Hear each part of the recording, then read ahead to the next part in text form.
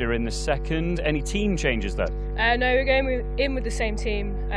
Obviously, close game this morning, and we feel like, especially with the weather around, chasing would be a good option. What have you done since then? Because obviously there's a few hours to kill. Not much, few coffee shop trips, but chilled out, and then we're ready to go again. Nice. Finally, what's key then? Because we've seen, fairly modest scores so far tonight. One key partnership in that second semi-final, but aside from that, batting's been quite tricky. Yeah, I think we're still looking to go out with real positive intent, and it didn't come off for us this morning quite as well, but we won't be changing much this afternoon. Go well, enjoy the final. Thanks for your time. Bryony Smith, Surrey captain. Ellie Threlkeld leads the Lancashire Thunder, fresh from their victory in the semi-final against the Blaze. So, Ellie, I guess, had you won, you probably would have bowled first. I think so, yeah. But yeah, you never know. Runs on the board in a final, anything can happen. So hopefully put a good score on the board and defend it second innings. How important is momentum and that freshness that you've got, having just left the field following a pretty comprehensive victory in the end? Yeah, I think it's pretty valuable. I think we've also got to see that as gone now, and we've got a game to win. So yeah, I can see both sides of it, but yeah, hopefully we go well. Good stuff. And I'm assuming same team? Yeah, same team. Enjoy the final. Cheers, thank you. Okay, we've heard from the two captains, and news from the middle is that Surrey have won the toss. They have elected to bowl first. We get underway at 6:45, so continue the excellent support here at the ground. For those watching the live stream, we're going to watch highlights of the two semi-finals coming up now. But this one gets underway at 6:45. Surrey against Lancashire Thunder in the Vitality County Cup Women's Final.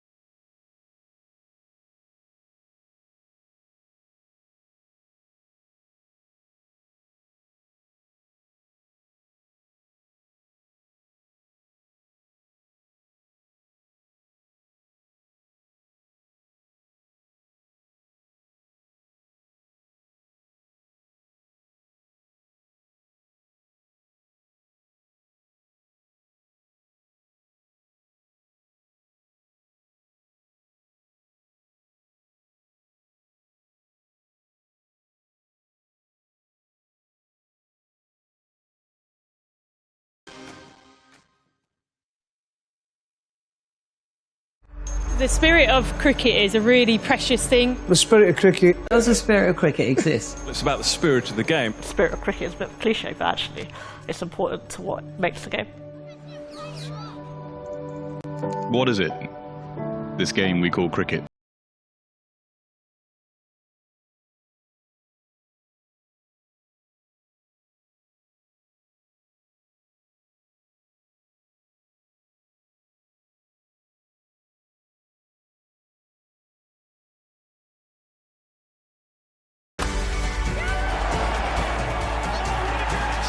It's more than the stumps and the wickets, the bat and the ball, more than winning and losing. What makes cricket cricket is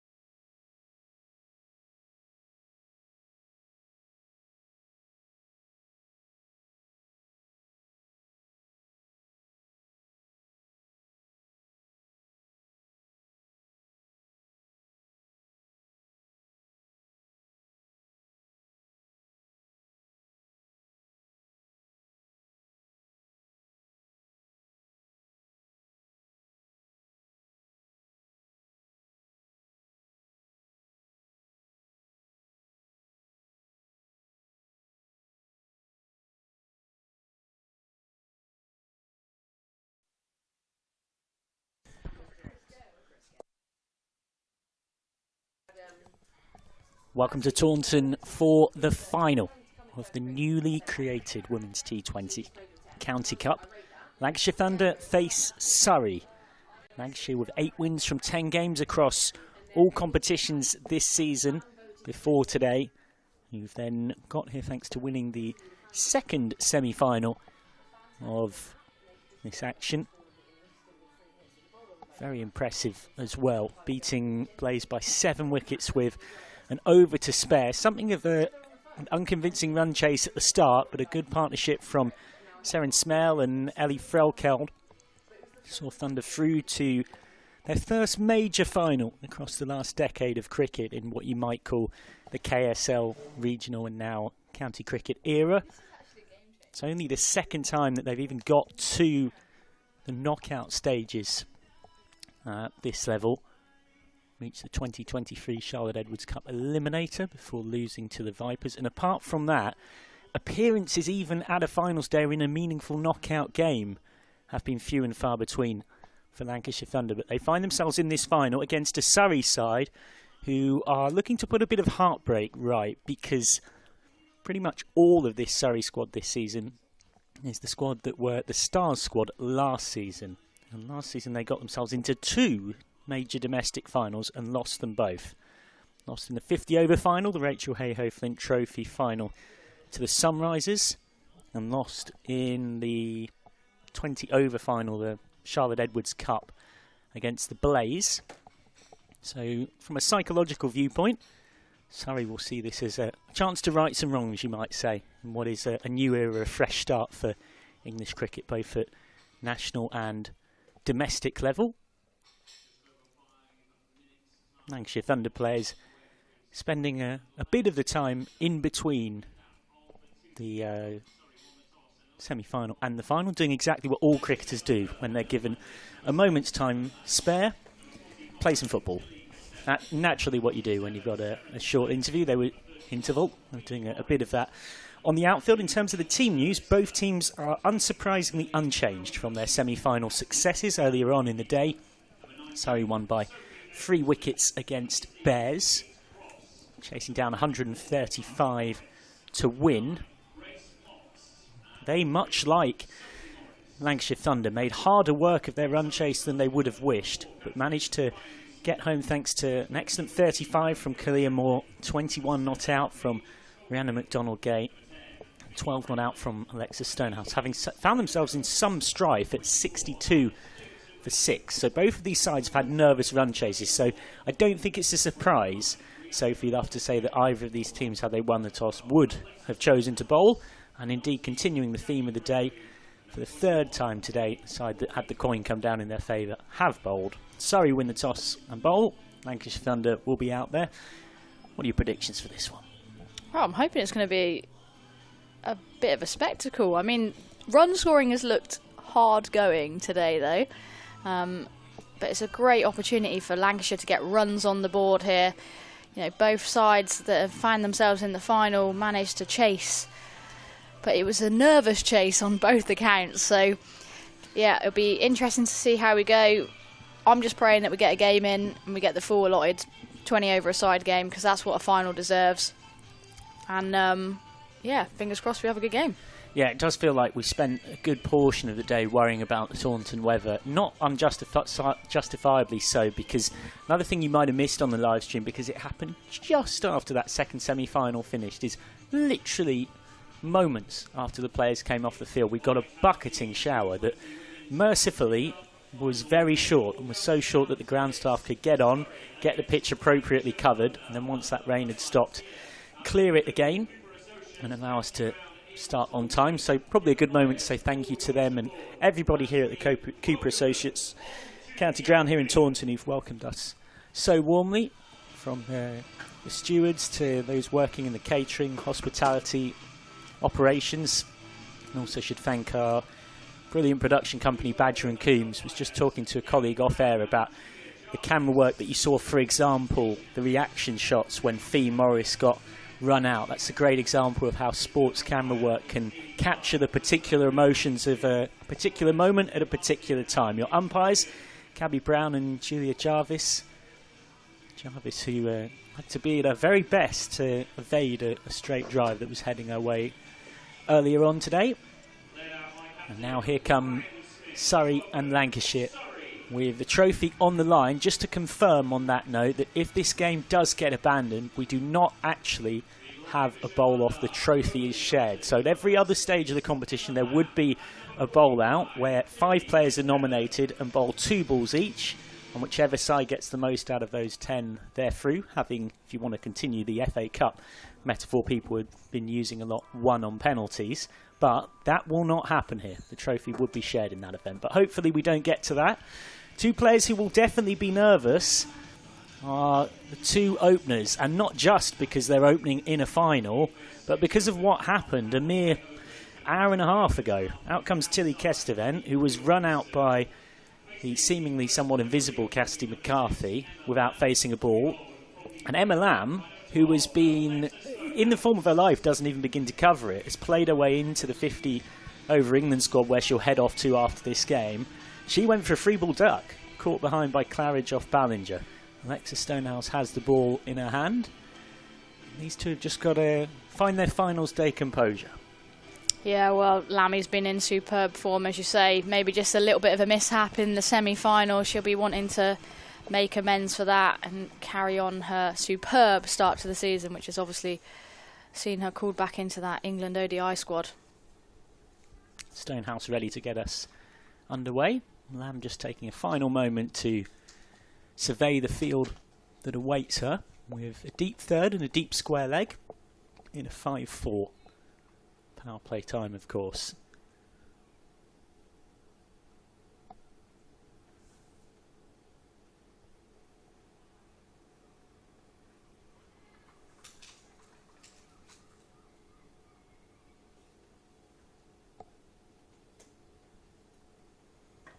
Nice start from Stonehouse, respectfully blocked by Lamb. He truly is having the season of her. I mean, she's always been consistently excellent in domestic or regional cricket, but I think it's fair to say she's gone to another level this season.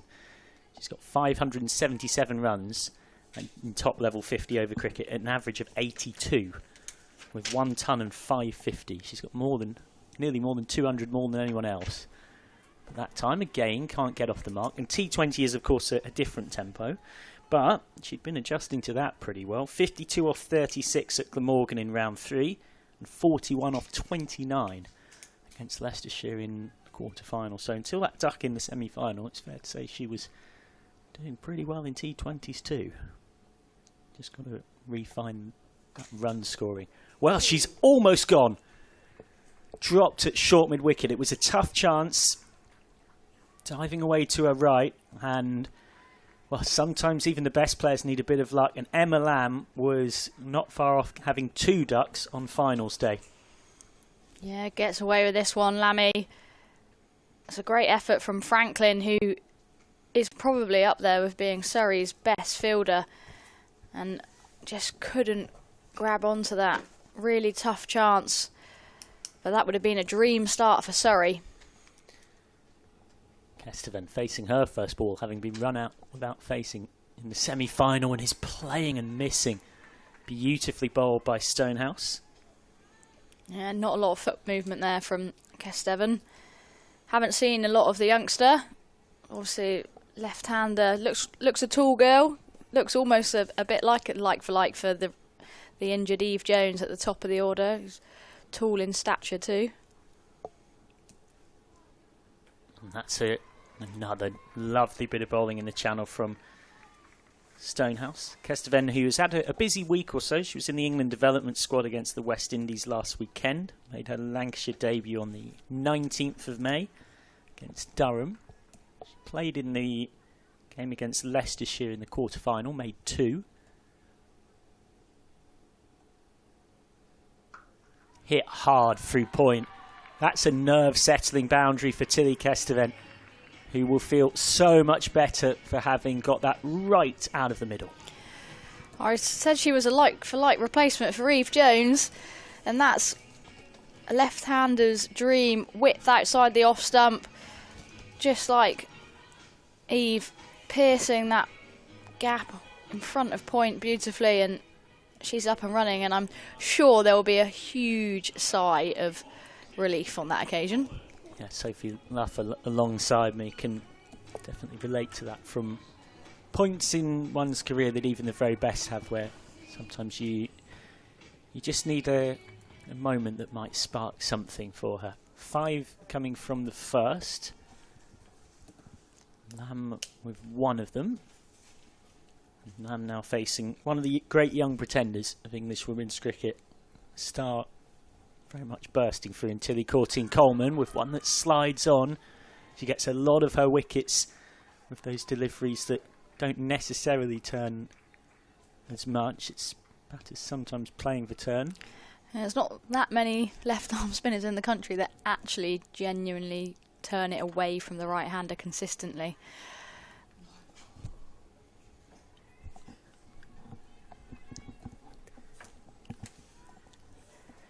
Well, my goodness me.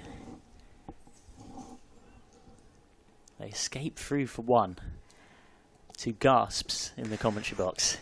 Very frantic from Lamb. We saw that in the earlier game, and it just looks like she just wants to tap and go, but I mean, it's not a well-judged single. She gets away with it, though. Castaven this time. Straight to mid-off. You do sometimes get players that do get a little bit frantic when they're under pressure. I mean, Fran Wilson's a great example of someone that I've played hundreds of games of cricket with. Swept LBW appeals. And under pressure, she can still be like a rabbit in headlights running between the wickets. It's amazing what pressure does, and a few dot balls, and suddenly you lose the ability to call or judge a single properly. I'm sure she'll thank you for being referenced in that way. For those unfamiliar, Fran Wilson also a World Cup winner back in 2017. As that's nudged away, they are going to take one, and they'll get a single there. Georgie Heath also reminding me in my ear that she also won pointless as well, which with Georgie Heath, which I'm sure is actually more important to her as a career achievement than that World Cup. She's actually been talking about that recently. Not many of the girls believed her when she said, "I am a pointless winner." Fran Wilson. She said that you did all the work though, Georgie, for the final question. She said it was a chemistry question. Lamb this time just jabbing into the ground and along towards Gregory, so it's a really good start here from Surrey. The first 2 overs have conceded just 7, and I think you'd have got long odds on Emma Lamb getting a free ball duck in the first game and having just 2 off 6 in the second, but this is a high-class player who, with a moment of just refinding that sparkling form of the summer, could light up this final for Thunder. Yeah, and I talked about Lamb's running between the wickets and it looking a little bit frantic at times. You know, this is a new partnership for Lancashire at the top of the order. Lamb would have played a lot of cricket with Eve Jones, not just at Lancashire, but in England Academy days as well, so they'll know each other really well, and this is a new one to establish. Well, Kesteven there just blocked out in towards the point region, almost just looked up at Lamb with a moment as if to say, "Are we going here?" And McDonald Gay was doing exactly what she should do in that situation, charging in, hunting for that run out. For those maybe just joining us late, wondering in this game why we're talking about, there was 2 run outs at the top of the order for Lancashire in their semi-final. Kesteven down the ground, and that's a lot of power through the ball. Stayed tall, didn't really seem to fully time it, and yet she gets 4 for it. Second boundary for Tilly Kesteven. Yeah, it's an unbelievable shot, to be honest. A straight pull right down the wicket. Almost like she just didn't commit to going through with the actual pull shot, which, in all fairness, if she'd pulled it, she probably would have got 1 to deep square leg. So she's found the boundary, and yeah, very unconventional kind of way to get her second boundary. That sounded good off the bat, but is picked out mid-off perfectly. Yeah, she was in the academy setup at Lancs for a period of time. Scored a decent number of runs in their 2s in academy sides, and has been in and around the England development setup for a few years.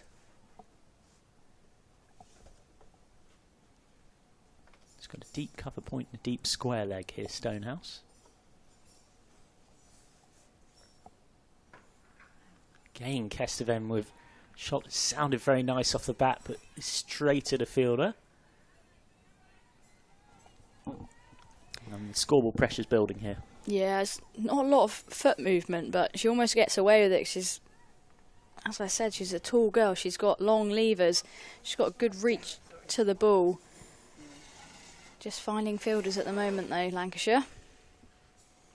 Steps across this time. Lovely strong shot from Kesteven. She'll get a boundary for that.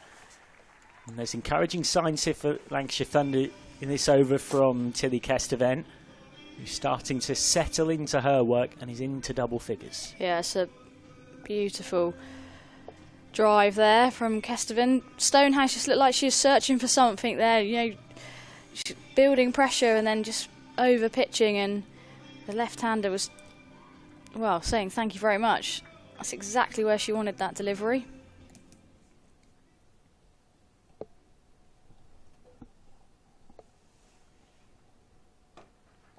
On the ground from Kesteven. It's another good straight shot, and it's another boundary for Tilly Kesteven.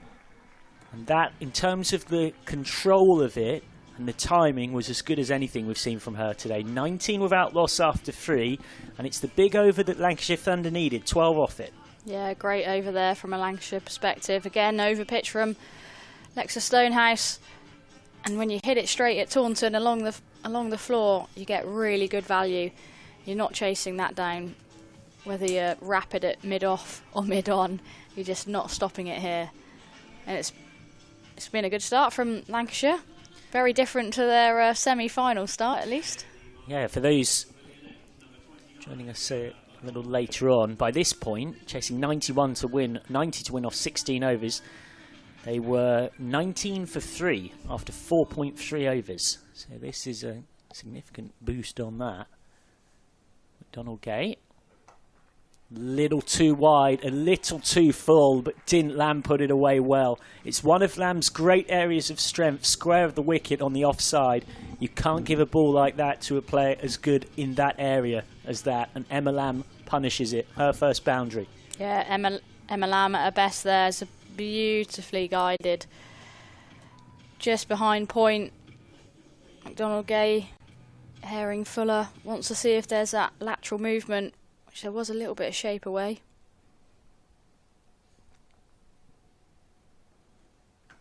Shorter, and Lamb gets this out to deep square.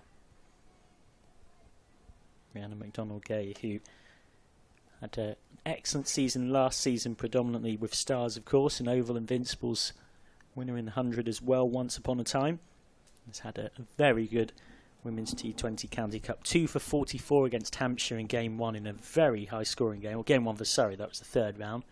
2 for 22 with a maiden against Durham in their quarter final.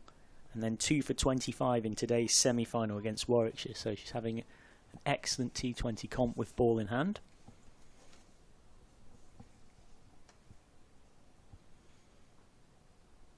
We'll have to re-bowl that one.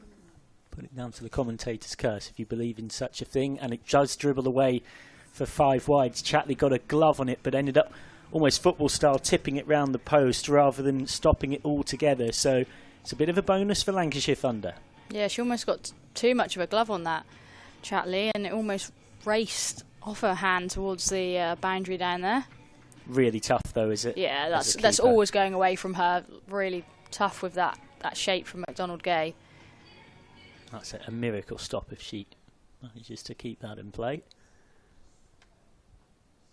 Better area from McDonald Gay to the sort of thigh pad region of Kesteven. We saw this in the semi-final from McDonald Gay, where she just struggled to settle into her line and length, and there was definitely shape on offer for her, which we're seeing again now, but yeah, she just lacked that consistency.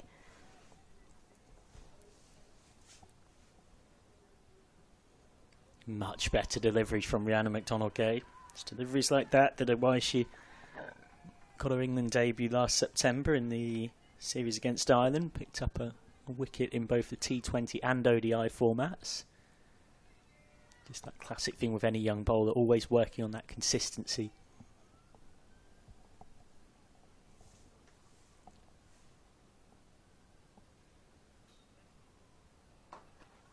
Kesteven again down the ground. Direct hit could be close from Bryony Smith, who can't give Julia Jarvis a decision to make.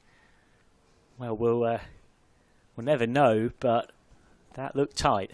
I reckon that was close. It's really interesting, you know, like almost like dive, and the umpire doesn't have to make a decision in a way on those tight ones. But so often you see girls trying to evade the ball coming in. Actually, just make sure you get in first and foremost. Dot ball from McDonald Gate. And that is the end of the fourth. So back-to-back good overs for Thunder. They've taken 23 off the last two. And that has brought them up to 30 without loss after four. After a quiet first couple, well, they scored just 7. Lancashire Thunder will feel much happier about life now in this first Vitality T20 Women's County Cup, featuring 32 teams across 3 tiers, and a draw done such that there was guaranteed to be at least 2 Tier 2 or Tier 3 sides in the quarter-finals as part of that. We've ended up with an all-Tier 1 finals day, Yorkshire beaten by Warwickshire and elsewhere. Kent ultimately seen off by Blaze. Spin coming in the form of Kalia Moore with her awkward, unorthodox release point against Kesteven. A different challenge. Just worked for one. Yeah, I like this as a potential matchup. Off spin to the left-hander. No, there's a right and left hand, but any kind of little matchup in T20 cricket is really important. Surrey are hunting for that first wicket. I'll be desperate to get one on the board. Ring of 5 on the offside, so Moore's got to be really disciplined with her line here. Can't really offer width like that, and slightly got away with it because it was hit straight to Stonehouse at backward point for 1. Moore will want to be a little bit tighter with her line than that if she can. So much movement when the batters rotate strike as well. There's almost 3 fielders racing across the wicket to get to the other side. LBW appeals. It's Kesteven. Umpire Gabby Brown not interested. Yeah, they've got for Kesteven a long on and a long off, I should say, and a deep mid wicket as the 2 out.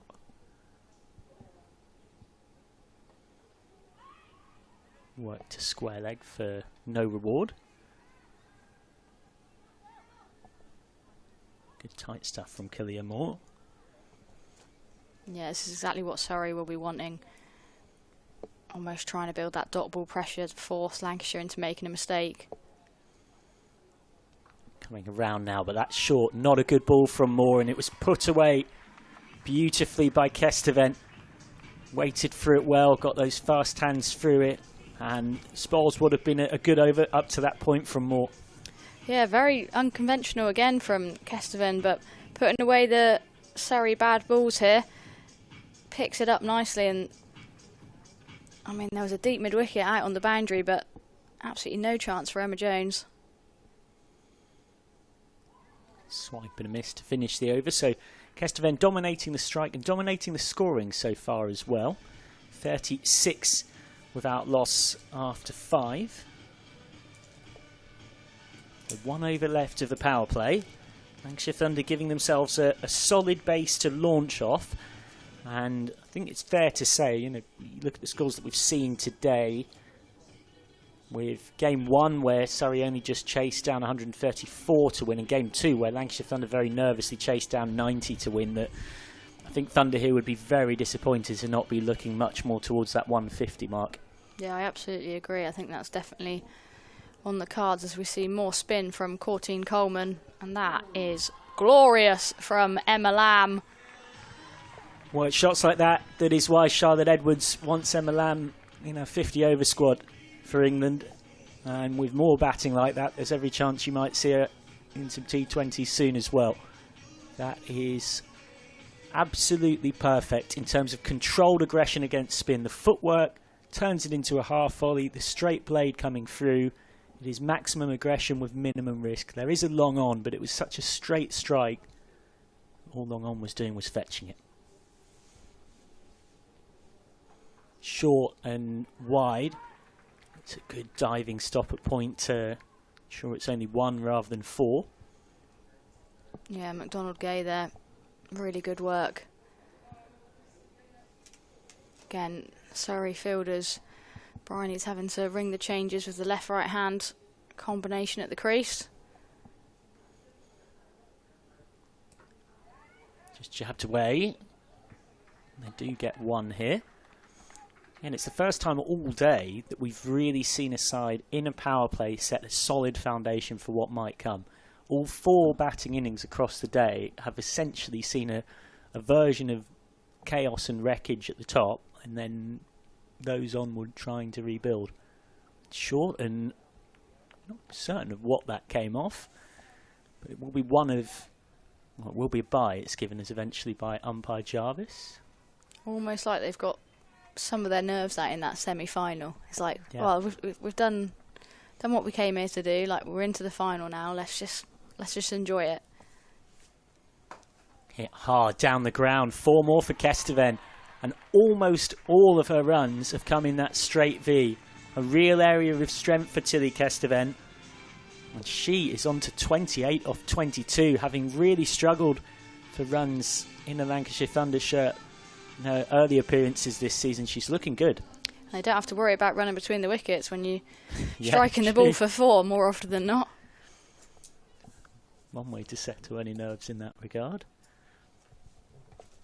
Very good power play. Easily the best power play any side has had today, but still 1 ball left of it.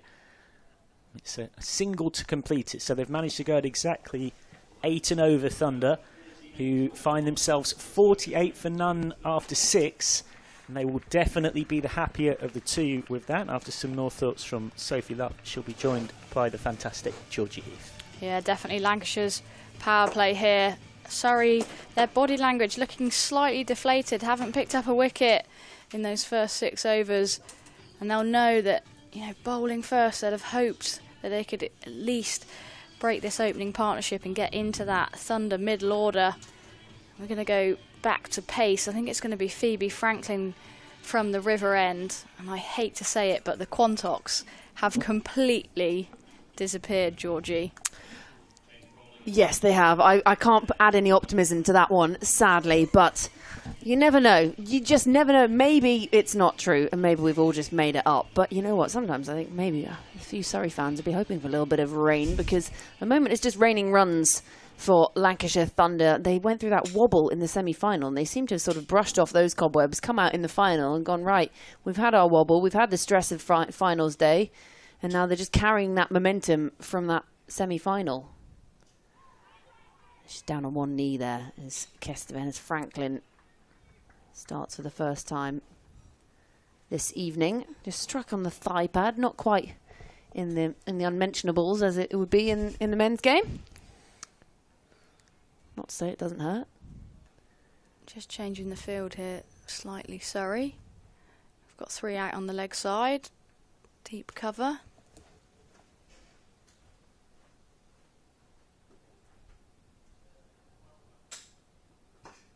That's a lovely looking stroke. Emma Lamb does well to jump out of the way. It's going to be just 1. But they won't mind this too much. Just going along at 7.78 and over.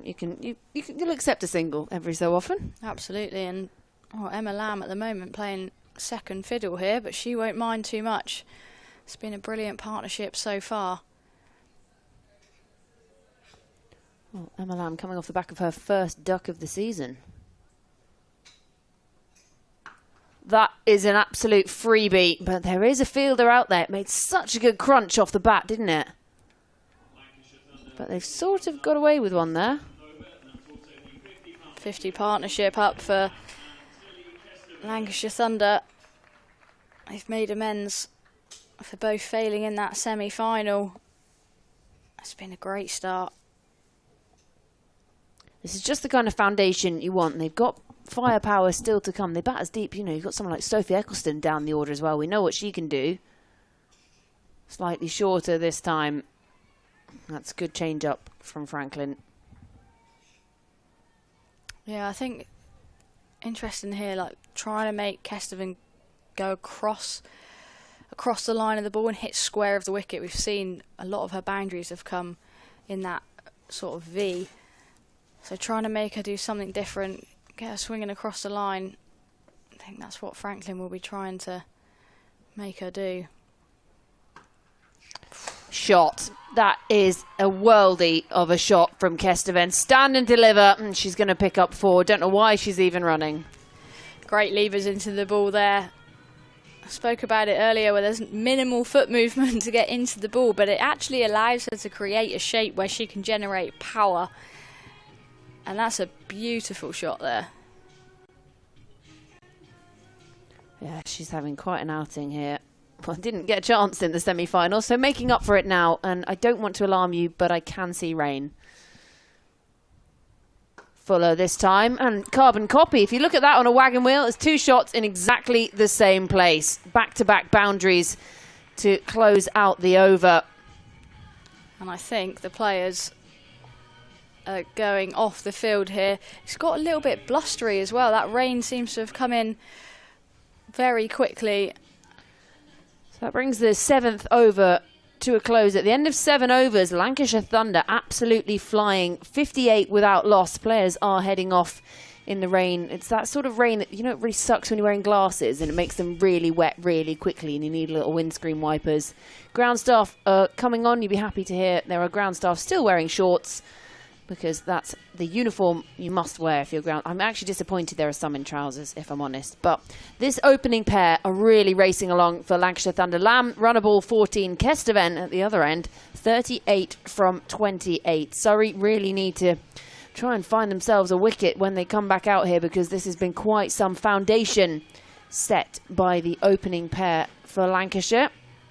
But the news here from the Cooper Associates County Ground here in Taunton is that we can't see the Quantocks. It is raining, so the players have gone off the field. So at the end of 7 overs, 58 without loss. Lancashire Thunder, we're going to take a short break while we go away and do a sunshine dance to hopefully be back on soon.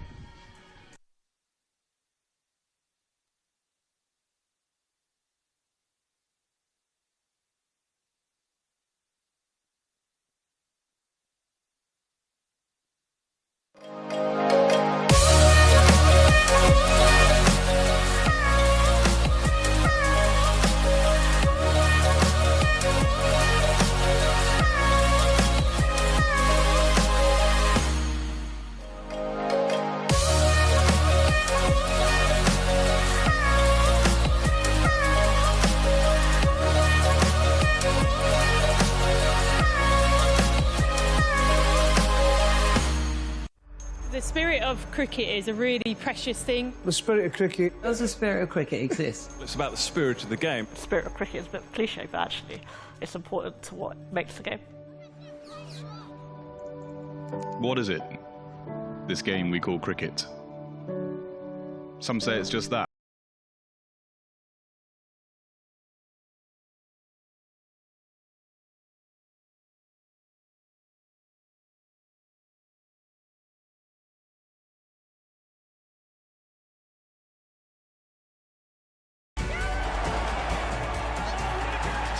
It's more than the stumps and the wickets, the bat and the ball, more than winning and losing.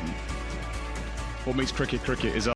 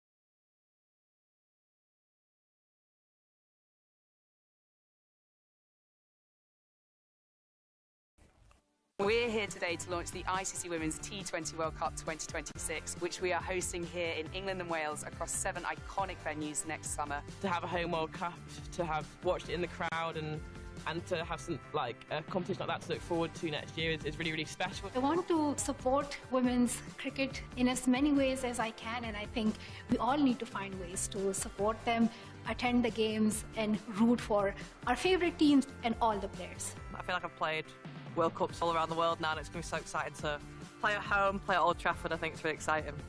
The energy today at this event was amazing. Sitting next to Malala, sitting across from Ellie.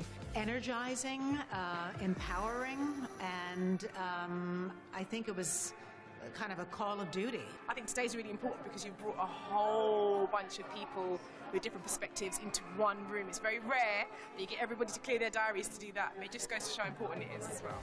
It'll pass quicker than you can ever imagine. Even the build-up to it, I think the build-up is almost just as special as the tournament itself. You can kind of feel like something is changing. You immediately feel like you're part of it and you're part of a movement. What it means for us to host a World Cup, and I look back as a huge sports fan and think of the Euros for the women and what that did for women's sport, for football.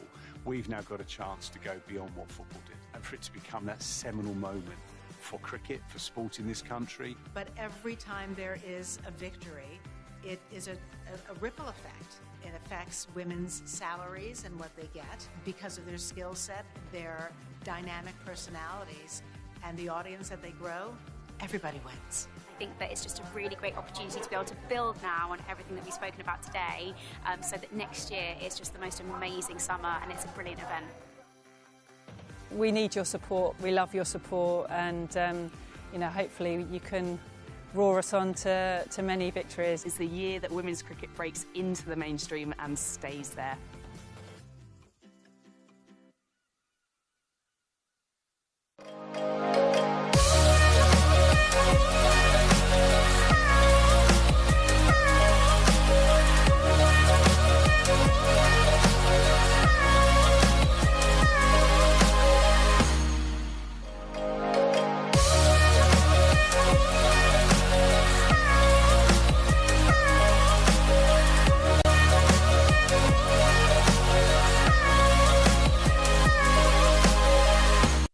The spirit of cricket is a really precious thing. The spirit of cricket. Does the spirit of cricket exist? It's about the spirit of the game. The spirit of cricket is a bit cliche, but actually it's important to what makes the game. What is it? This game we call cricket. Some say it's just that, a game. A way to pass the time. Made up of overs and innings, wickets and runs that can last 5 days. Or a mere afternoon. But it's more than that, isn't it? It's more than the stumps and the wickets, the bat and the ball, more than winning and losing. What makes cricket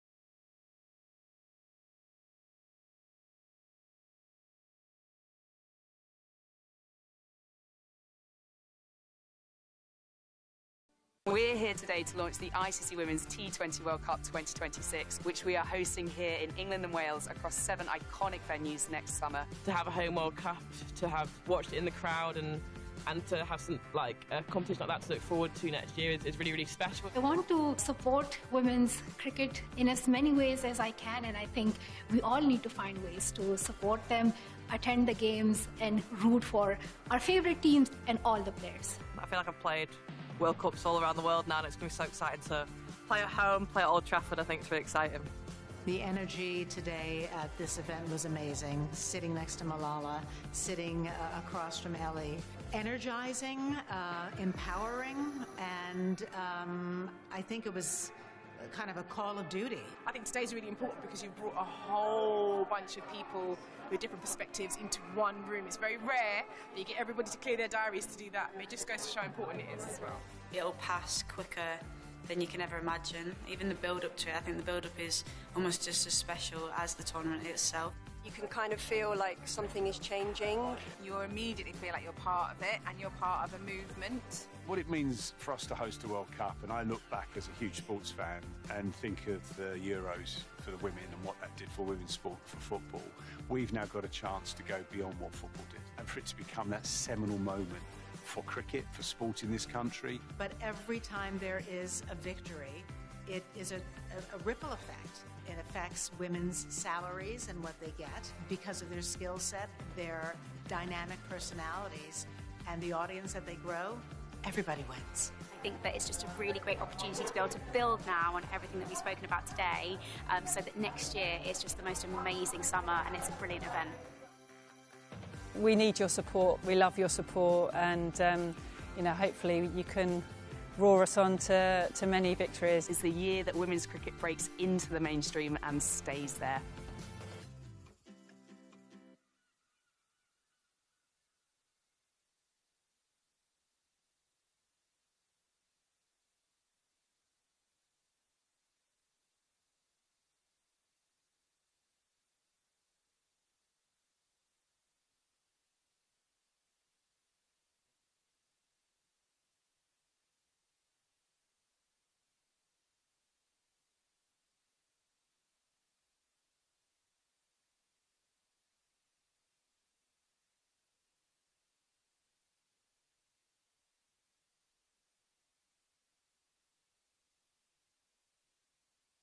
The spirit of cricket is a really precious thing. The spirit of cricket. Does the spirit of cricket exist? It's about the spirit of the game. The spirit of cricket is a bit cliche, but actually it's important to what makes the game. What is it?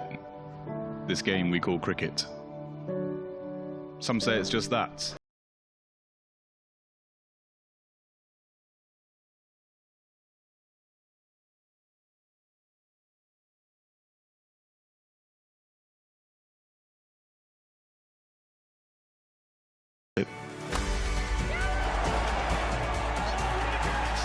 It's more than the stumps and the wickets, the bat and the ball, more than winning and losing. What makes cricket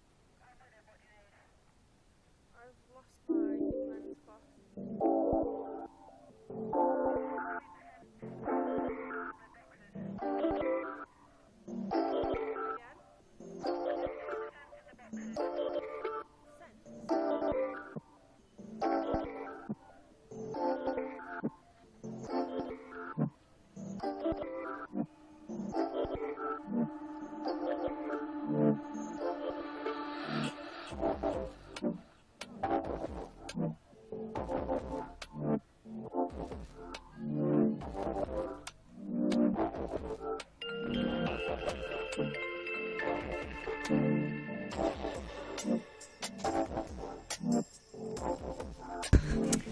and welcome back to the Cooper Associates County Ground here in Taunton. And the good news is the rain has stopped, the lights are on, and there is someone home, and that is us. That is Lancashire, and that is Surrey. The flames are on, and the two Lancashire batters are just striding out to the middle, surrounded by the blue of the Surrey fielders. So gone along really nicely so far here. Lancashire after being put into bat. 58 without loss after 7 as Sophie Ellis-Bextor reverberates around the Cooper Associates County Ground. Emily Windsor next to me is bopping along, and we're in for a great final here. This is quite some foundation set by Lamb and Kesteven, who is absolutely flying, using those long levers to her advantage. And Surrey, well, Surrey have got to find a wicket somewhere. Yeah, it's one of those, isn't it? The break in play would have favoured definitely Surrey. As you said, Thunder were off to a flyer, and I mean, it's very rare you see Emma Lamb playing second fiddle. Young Kesteven, 38 off 28. Impressive hitting so far. So from a Lancashire point of view, you hope her momentum continues, as I've just witnessed. Probably the most village thing in cricket. Danny Gregory has tried to bowl at mid-off, her captain, and loved it straight over her head. It's gone for 4. The ball is now soaking wet because it's rained. And Bryony Smith's going to underarm it back to her. So that's not good signs for Surrey, how that started. But no, but at least the game hasn't started yet, and she's got that one out of her system before it starts. But good option this from Bryony Smith going to Danny Gregory. She's pricked up wickets we saw in the semi-final. She's usually economical. You know she's going to keep the stumps in play. And is she going to get that much-needed breakthrough for Surrey? Well, here she goes. And that's right on the money from the start. Dot ball to start things off. So we've got the bad one out the way in the warm-up. The sun's out as well, Georgie. That's the first time we've seen the sun all day, and it is now time for sunglasses. We could be in the Caribbean right now. Who you would never know. Just minus 10 degrees at least. Quicker through the air this time. Worked around the corner by Emma Lamb. Well, the break in play has done nothing to stunt her cricket today, and she picks up another 4. Yeah, short and down the leg side from Gregory, and Emma Lamb, a player in her form and of her class, is not going to miss out on that. Pulled to a vacant square leg boundary. And a comfortable 4 runs for her. We're out of the power play, so 3 fielders are out on the leg side and deep cover. So lots of space for Emma Lamb to work into if she wants. Again, tries to work this one round the corner. And a sprawling Kalia Moore. Kira Chatley, my bad, sorry. Kira Chatley behind the stumps punches the ground. She looks in a bit of pain there. She does. That knee she's hit. She's not happy, but she's back on her feet, thankfully for Surrey. And I need her later with the bat, that's for sure. They sure will. The other thing, though, that this partnership's bringing, it's obviously already at 63, but it's a left-hand, right-hand, and that brings a bit of chaos, especially in the shorter format cricket, because fielders have to come up. You have to be very aware of where you need to be as a unit, and it adds a bit of chaos to Bryony Smith's captaincy. Again, quick through the air is Danny Gregory, and they'll just settle for 1. We saw a little chaos in the running from Lancashire in the semi-final, so I think they've learnt from their mistakes there. And again, the field all switches around for that. The single means the left-hand, right-hand swaps over. Danny Gregory changes sides. And it does just sort of disrupt play, doesn't it, for the fielding side.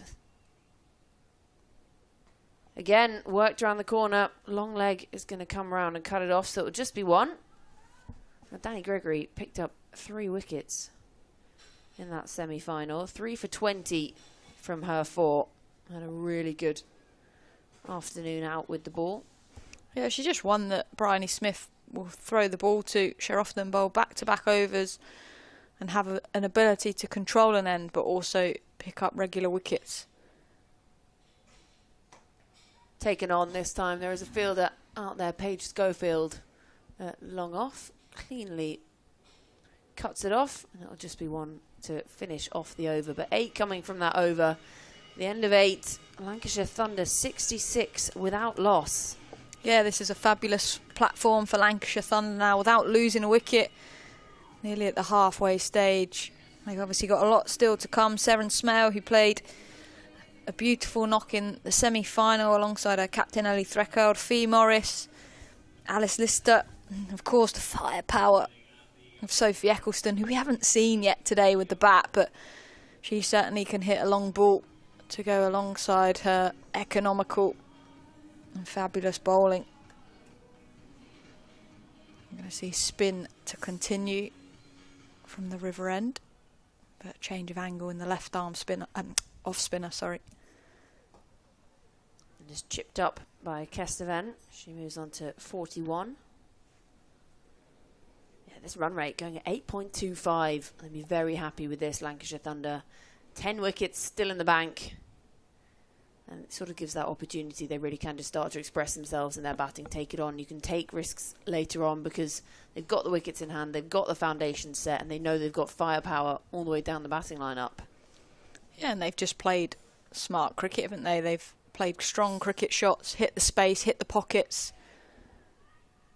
Well, she's fallen over in the middle of the pitch there, Kesteven, and then I think she was deciding against throwing it in, Paige Schofield. She could see that she'd fallen over in the middle, and you can see she's indicating there she slipped. Good sportsmanship from Paige sportsmanship. Schofield. Appreciate that from Paige Schofield. You get the good sporting Good points. egg. A good egg. You get the egg points.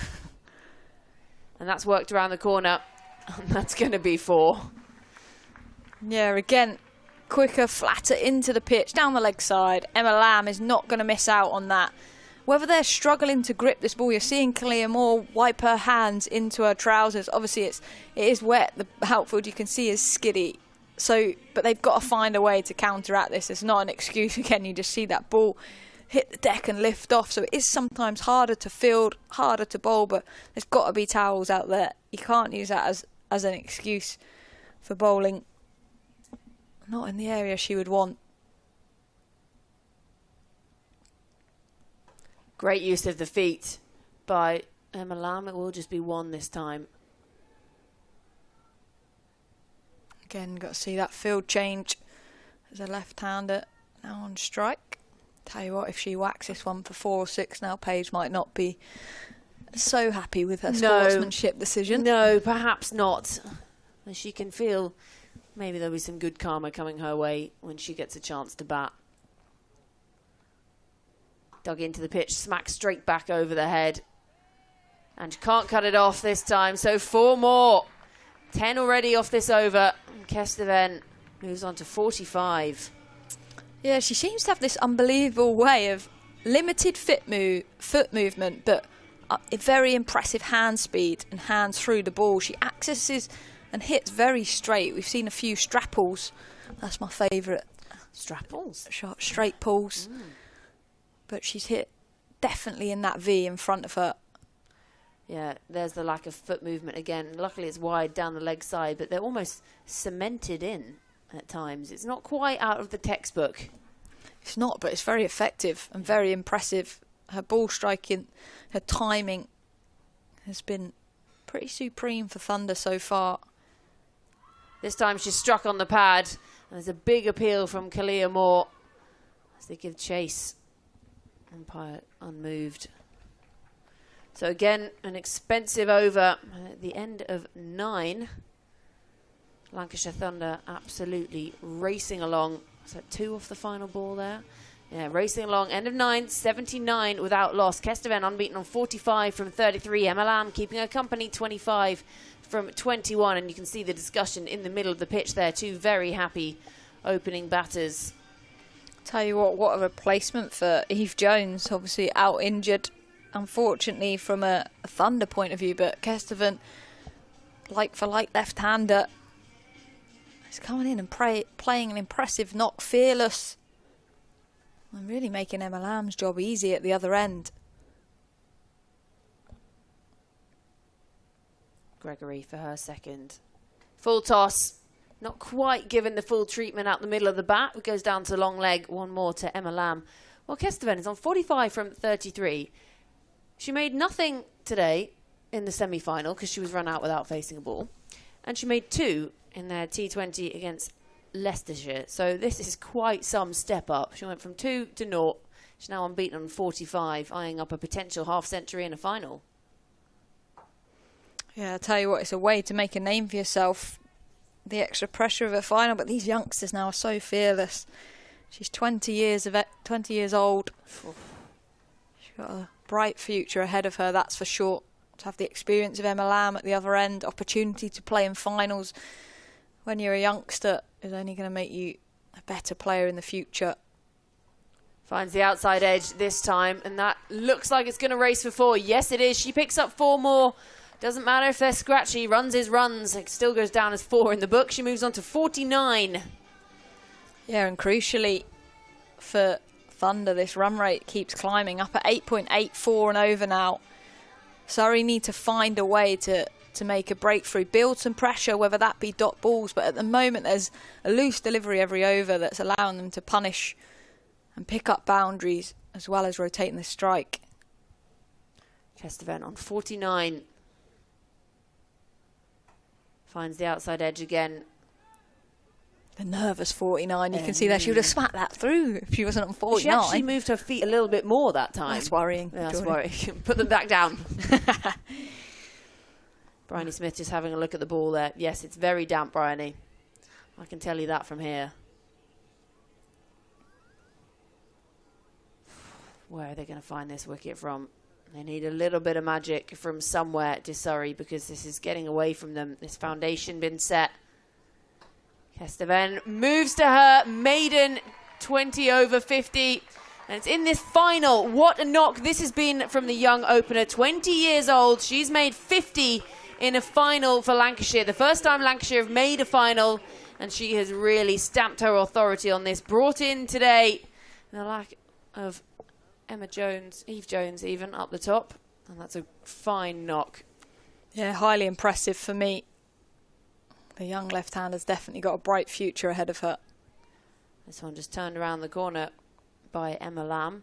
As you say, not often we see Emma Lamb playing second fiddle, but that brings the over to a close. 1 coming from the final delivery, and in the end, again, 7 runs off the over. So halfway through here, 10 overs gone. Lancashire Thunder 86 without loss. Yeah, I think just going back to that, Tilly Kesteven innings, she's had the ability to hit straight down the ground, as you can see in some of her highlights there. Good hand speed. She's hit the variety of bowlers, spin and seam. Well, some impressive strokes actually through extra cover of the front and back foot.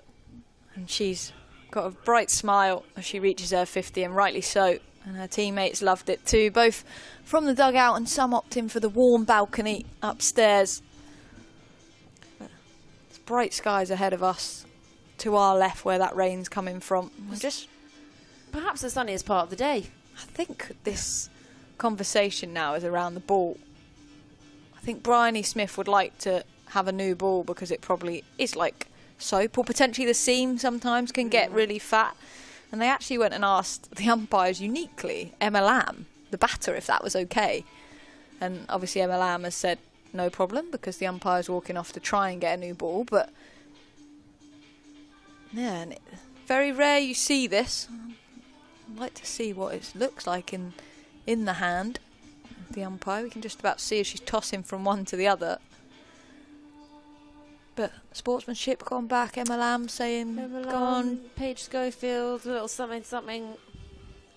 I don't know. I think, to be honest, if I was in a final, I'd be saying, I don't know, ball looks fine. I'm hitting nicely. Can't be too bad.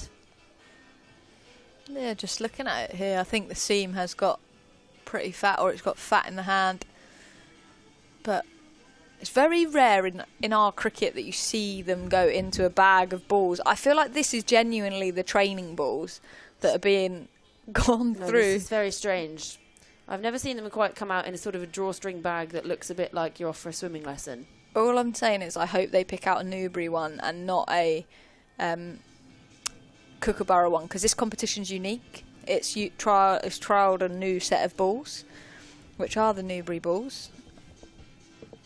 Slightly firmer at the start, but we'll see if Bryony Smith's happy with that one as she's got it thrown to. It looks pretty newish, actually. It does, doesn't it? Well, just don't drop it, Bryony. Keep it off the ground. But sometimes as well, a slightly harder ball isn't a bad thing as a batter as well, because it then just hits that middle of the bat slightly harder. But we're going to see Tilly Coleman, who is such an exciting young cricketer as well. So many left-arm spinners in the game at the moment. But she flew in the 100 for the Southern Brave last year. Starts off with a dot. I'm convinced that it's an evolutionary thing. There's now more left-handed people in the world and more left-armers because of the days when people weren't allowed to be left-handed. And it's finally coming back. Do you remember there's a time back in the day people weren't... That's massive. Straight down the throat. The fielder, though, not quite got a hold of it. That's the slightly shorter boundary as well out there. And finally, they make the breakthrough. I thought she'd got a hold of that, but no. Kalia Moore hanging out on the boundary. The new ball, a dot, and then a wicket. Happy days. Big hugs all around. Tilly Coleman, the look of relief. She thought, like I did, that had gone all the way. But Kalia Moore sat there quietly, and that's the end of Emma Lamb. Yes, important breakthrough, I think, for Surrey. They needed to find a way to stem this run flow, but she got hold of it. She almost got too much of it. Still a reasonably long boundary out there, but Kalia Moore makes no mistake. Just poised herself and took a good catch. So that breakthrough that Surrey very much needed. The form player of Emma Lamb goes for 27. But in comes another player who spent a lot of time in the middle in the semi-final, Seren Smale. Yeah, unbeaten on 35 from the 42 she faced. 2 4s and a 6 on the way to that. So a very accomplished young player. Another one of those youngsters that's really made her name in the last few years. The Under-19 World Cup back in South Africa a couple of years ago. Has made her senior England debut as well. Played over in Ireland back in September. And a mainstay of this Lancashire Thunder side. She just looks to try and clip that off her feet. Yeah, good delivery that by Tilly Coleman. You can see what she's going to try and do here is cramp her for room. She's so strong through that offside smell, but deep backward square, mid-wicket and long on. So lots of space for Smale to hit. Well, she's off the mark straight away. And Kesteven still out there, unbeaten on 50. Smale's going over to you. Yeah. I did it earlier. You put your feet up for a bit. It's your turn now. So, good field this, I think. All fielders out in front of the bat to Kesteven. It's really good stuff, this, from Tilly Coleman as well. Whether it's being able to grip the new ball as well, makes it much easier. But you can straight away see her strengths are straight down the ground, and Bryony Smith reacts to that. And there she goes, straight down the ground. Does well to come round long on. And just cut it off for one. Not quite out of the middle of the bat. Alice Davison-Richards, you can see sliding, almost rolling over. These are great fielding conditions for a slide. Apart from when you don't stop. So 11 overs gone. Lancashire Thunder 88 for 1. Yeah, it's that sort of sliding. You look like you're in a rubber ring and you can't stand up again. So just slowing down slightly here at the Cooper Associates County Ground in Taunton for the first ever final in this Women's T20 County Cup. Can someone please give Bryony Smith a towel? She's using her shirt to dry this ball. The mum's not going to be happy when she takes it home for washing. But surely, come on now. They've got a towel. I've seen a few towels around. You'd have seen the weather forecast. Bryony Smith as captain is going to be talking to the bowler. She's going to get the ball in her hand the most. And it's also, the poor girl a towel. It's also not very good drying material. When it's that sort of shiny athletic shirt for sports, it doesn't dry things very well. Rihanna McDonald-Gay back into the attack. As the sun comes out and struck on the pad there. Kesteven, and they do well to scamper through. Yeah, I feel like this is a good line from her. Me and Sophie Luff, I hadn't seen much of her, but in that rain break we were talking off air that because she's got such good hands to the ball and she wants that space, that freedom, just cramping her up for room, bowling into her pads to try and restrict that bat path is so important, and Ree McDonald-Gay did just that.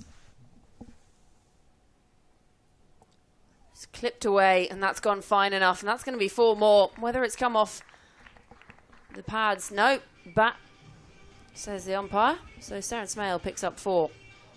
Yeah, just continuing where Emma Lamb left off, really. Just freely, straight of line, punishes with a boundary. You can see that confidence these Thunder's batters have. It always helps when you've got a fantastic opening partnership like we saw from Lamb and Kesteven. This allows them to play freely and keep this momentum going. Surrey need to find another breakthrough, and a breakthrough fast.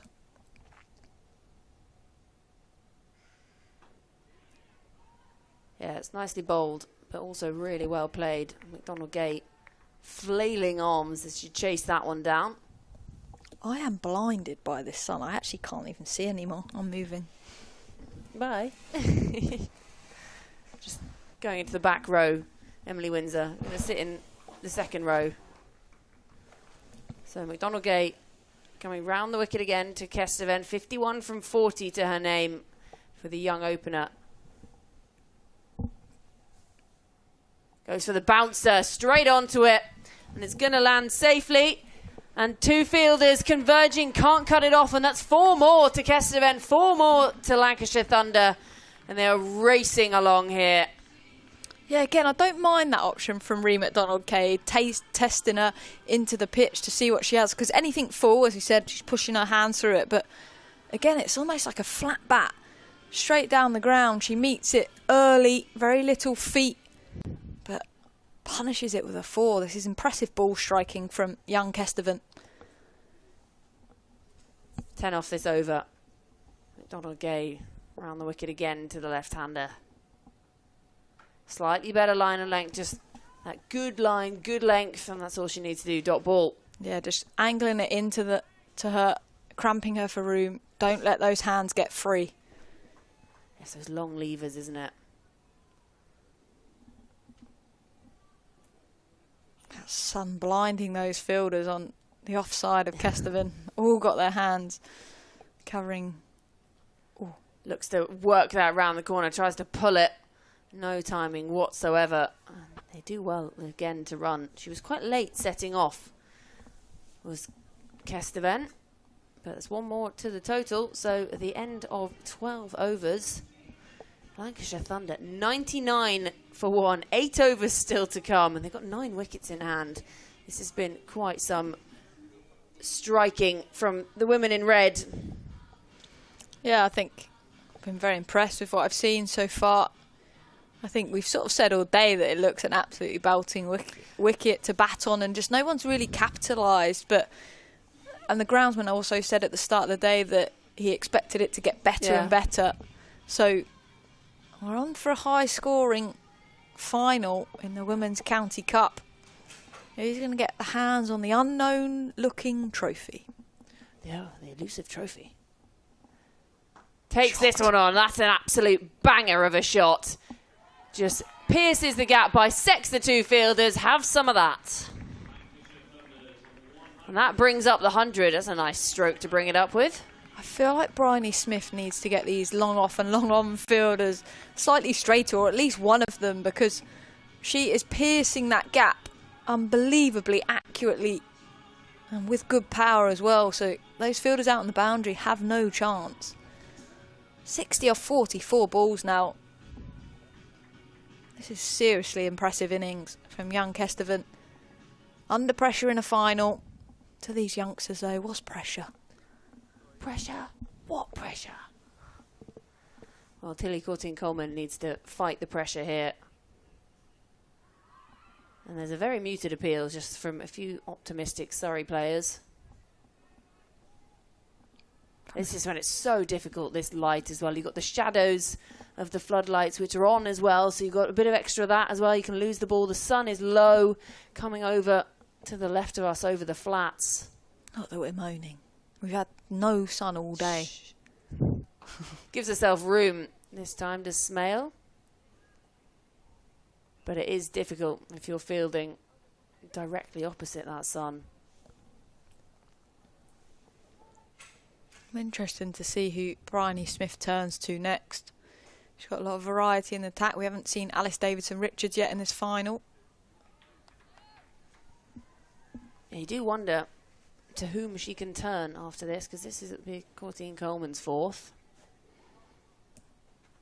Guess you've got Phoebe Franklin, who can bowl her consistent medium paces, target the stumps, try and get her to hit a different area. Smale again just looks to free herself up, give herself room. Can't quite time it. We've seen some of the striking of Kesteven. She's timing it, she's middling it. Smale just struggling a little bit at the moment to really get going. To an extent, though, she doesn't need to. Well, Better on strike. Point, yeah. Just into the ground this time from Kesteven. It'll be a dot to finish off the Courtine Coleman over. 8 runs in the end coming from it. 13 gone. Lancashire Thunder 107 for 1. Yeah, impressive spell from Tilly Courtine Coleman. Good to see these youngsters out there showing us how it's done. 107 for 1 though, off 13. 7 overs left. They're on for a big score, a Lancashire Thunder. You just wonder, obviously Kesteven has sort of been flying in 5th gear already, but you wonder when they really are going to push up into that supersonic gear. My grandma's car used to have 5 gears and then a sport button, so it just made it go that little bit more. It was terrifying. Your grandma driving it as well. Well, that's just helped on its way straight out to the fielder, though. Well watched out there by Phoebe Franklin. Very good fielder, but that was sort of hit flat at sort of sun level. Yeah, it can be difficult as well, and then just to judge the bounce and the skid from the wet outfield.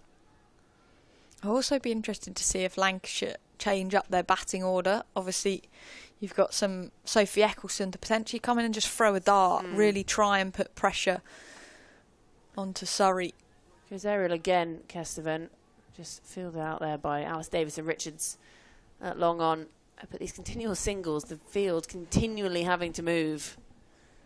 It's quite overwhelming, actually, just watching all the movement off the ball, but it's so important in T20 cricket.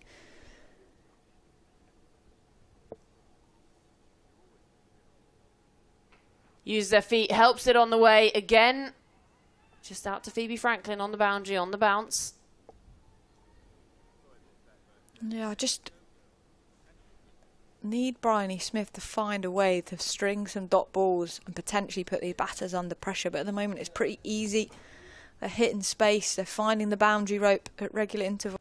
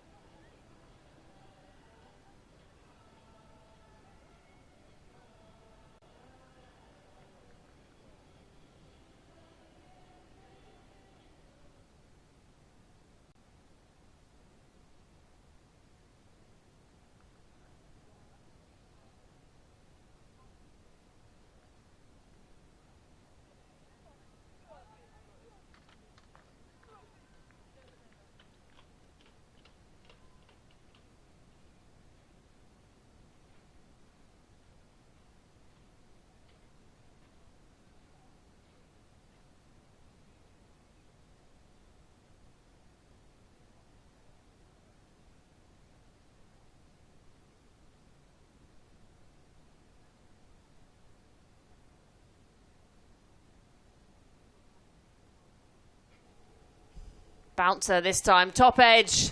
And sometimes things just go your way, and for Kesteven, that's exactly how it is. If you swing hard enough, get something on it, use the pace. And ADR down on her knees in frustration. She's not one to hold back emotion, is ADR. You always know exactly how she's feeling, and, well, the youngster's got luck on her side tonight. She's playing a fine innings, and, you know when you're on, you just get that luck. You get that nick down to the boundary, everything goes your way. That's a cruel mistress cricket. That's well bowled. That's really good stuff from Alice Davison-Richards.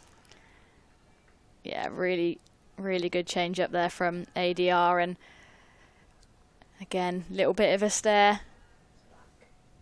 She'll let this youngster know that she's the senior bowler in this situation.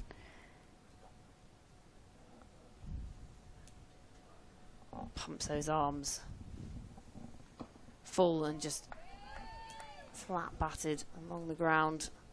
One more to her total, 68 she moves on to. She's hit a lot of runs through that mid-off region, hasn't she? Yeah, that wagon wheel, sort of just a lot of it is straight out in front of her in the V, isn't it? Up towards the Lord Ian Botham stand as we look at it. A Smale on strike. And she looks to work this round the corner, just goes backward of square. She'll pick up one and she'll be on strike for the beginning of the next over. I'm going to step out, leave you with the words of Sophie Luff before the wonderful Michael McCann returns. Thanks, Georgie. Moving into the last 5 overs here then at Taunton. The sun is shining down now. The shadows of the floodlights are starting to appear across the ground. We're getting blinded up here in our commentary box, and Lancashire Thunder are well on their way to a very respectable total here, which in a final runs on the board. Michael, how many do you think they'll be looking at?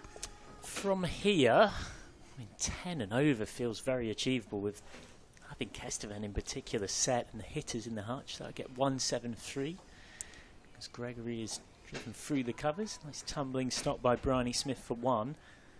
I mean, I know we've discussed it a little, but surely the likes of probably Fee Morris, Sophie Eccleston have got to be the ones that you send out next. You're optimising now for maximum boundary percentage in what remains. And that is potentially another boundary off the trusty outside edge for Kesteven. A little bit of luck, but she's earned that with some magnificent shots elsewhere in the piece. And this is quite a story that is developing here. This is a player who hadn't really broken through at Lancashire Thunder this season, and in the rare chances she'd had not really scored runs, and suddenly in a final she is 72 not out.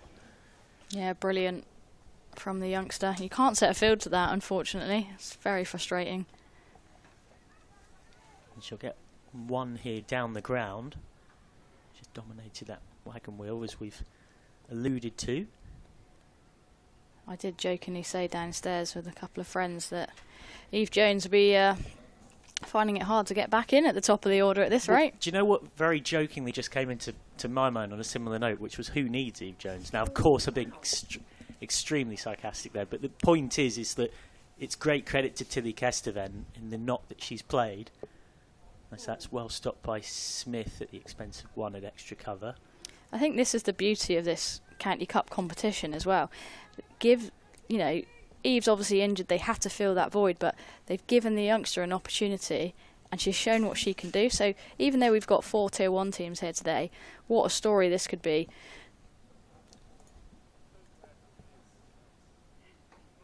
Straight back to the bowler from Kesteven, who, without a doubt, is proving to be the surprise package of finals day. There's pretty much every other high-profile performance in these semi-finals have come from players who've already consistently delivered a lot at this level in the past.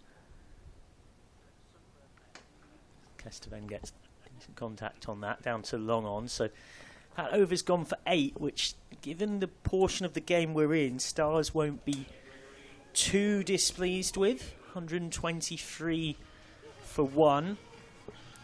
Gregory completes her spell. She's gone wicketless, but has kept Things are reasonably tight. It's gone in and around 7 and over. And Kesteven is still dominating things for Lancashire Thunder. What I've been really impressed with from Kesteven is quite easy to think, oh, you know, we've got batters behind me, you know, I can give it away. She's been really ruthless there. Yes, she's had a couple of streaky edges in the last couple of overs and had a bit of luck, but she hasn't looked to give it away. When it's been there to bunt down the ground, she's taken what's on offer, and then when she's got a ball in her area, she's put it away to the boundary. It's been a very mature innings so far. Kelia Moore on for her third, number 17 off 2 so far. Kesteven will get 1 here, once more down the ground. Would also like to clarify for legal reasons, Lancashire Thunder definitely do need Eve Jones, and she is going to be a huge strength to their batting this season, and historically they've been more of a bowling team. Yeah, she's been a great signing for them. Yeah. Really savvy signing. It's what they needed. They needed someone to shore up the top order for them. Smell goes down the ground. This could be out. It is out. Smell's gone for 19. It's the correct shot to be trying in the circumstances. Simple catch for Alice Davidson-Richards. Kelia Moore gets the breakthrough. It's the end of a decent partnership for this second wicket of 44. And Smell, who's very much played second fiddle, has to go for 19.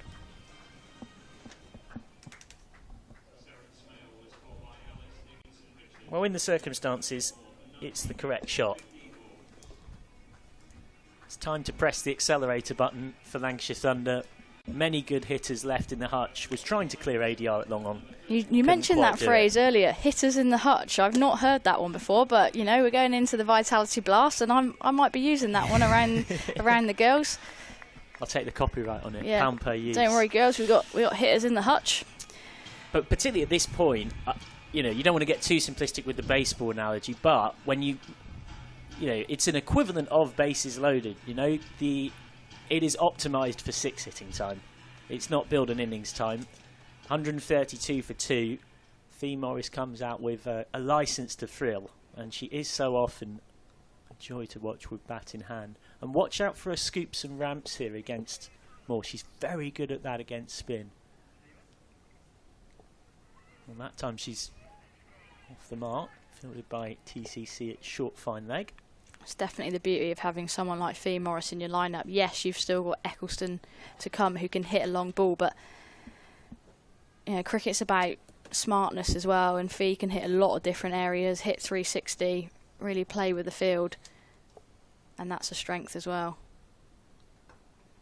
Kesteven this time has got that in the pocket. They might want 2, they should take 2, and they will comfortably take 2. Really good running there. Fresh legs of Morris, obviously. But that's what you want at this stage. They can afford to take those risks. In the end, home comfortably. 20 balls left. Gone. A brilliant innings from Tilly Kesteven is ended by Kelia Moore. He picks up a second wicket in the over. And this is the one of the player that was really starting to hurt Surrey. But it is an innings to remember from the youngster, who has to go for 77 off 60. She puts her hand up on finals day with a knock that nobody will be forgetting anytime soon. And one senses it's a name we'll be hearing a lot more of in the future.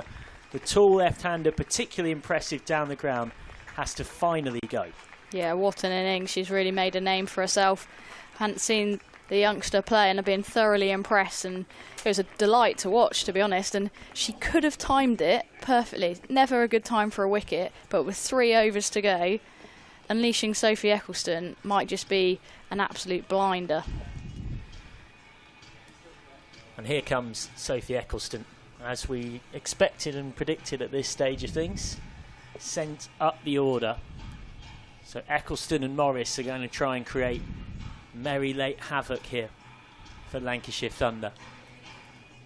They're already almost past the best score that we've seen here at finals day, but frankly that was a formality for a while. In fact, they have levelled what Surrey managed in that successful chase against Bears. Last ball of what's been a great over from Moore. And finishes it with a dart, as Eccleston just probing at that one outside off. So great over from Moore, just to try and put the brakes on a little bit for Surrey here. 135 for 3 after 17. Picks up 2 wickets and goes for just 4. 3 overs to go here then. 2 new batters at the crease for Thunder, but in a brilliant position. 2 pretty explosive players as well. Not ones to usually hang around. They're enjoying a laugh and a joke in the middle, as you probably would do with your team well set. Yeah, Fee Morris will fancy a dart at Surrey as well. She was excellent against Surrey earlier on this season. Hit 90 not out off 76 in a very impressive chase for Lancashire at Southport in early May. Beat Surrey by 5 wickets with 12 balls to spare. And there is Morris getting funky, as we've mentioned might happen in the previous over. She knows that short fine leg is up, so she's just got to beat that fielder. Yeah, I think McDonald-Gay's going to change her pace here as well. I think she took pace off on that delivery, which made it hard for Fee to almost try and catch that one up down the leg side, and obviously not called a wide because Fee had got across to that offside. Down the ground, what a shot that is from Morris. No chance of cutting that off. 1 bounce for. Super shot. We've talked about how she can score all round the wicket. Her first boundary, and it's as good a strike of the ball as we've seen all day. Yeah, quality strike there from Fee.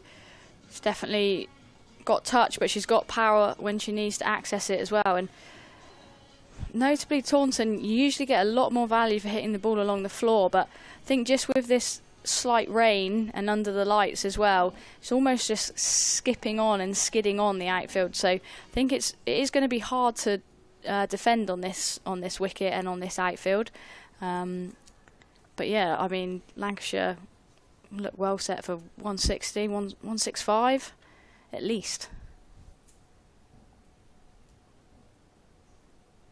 Full toss and a clever little paddle from Morris. It's what she wanted to do with the first ball of the over, and that is Fee Morris all over. Hard and straight down the ground for 4, and then the very next ball through fine leg for another boundary.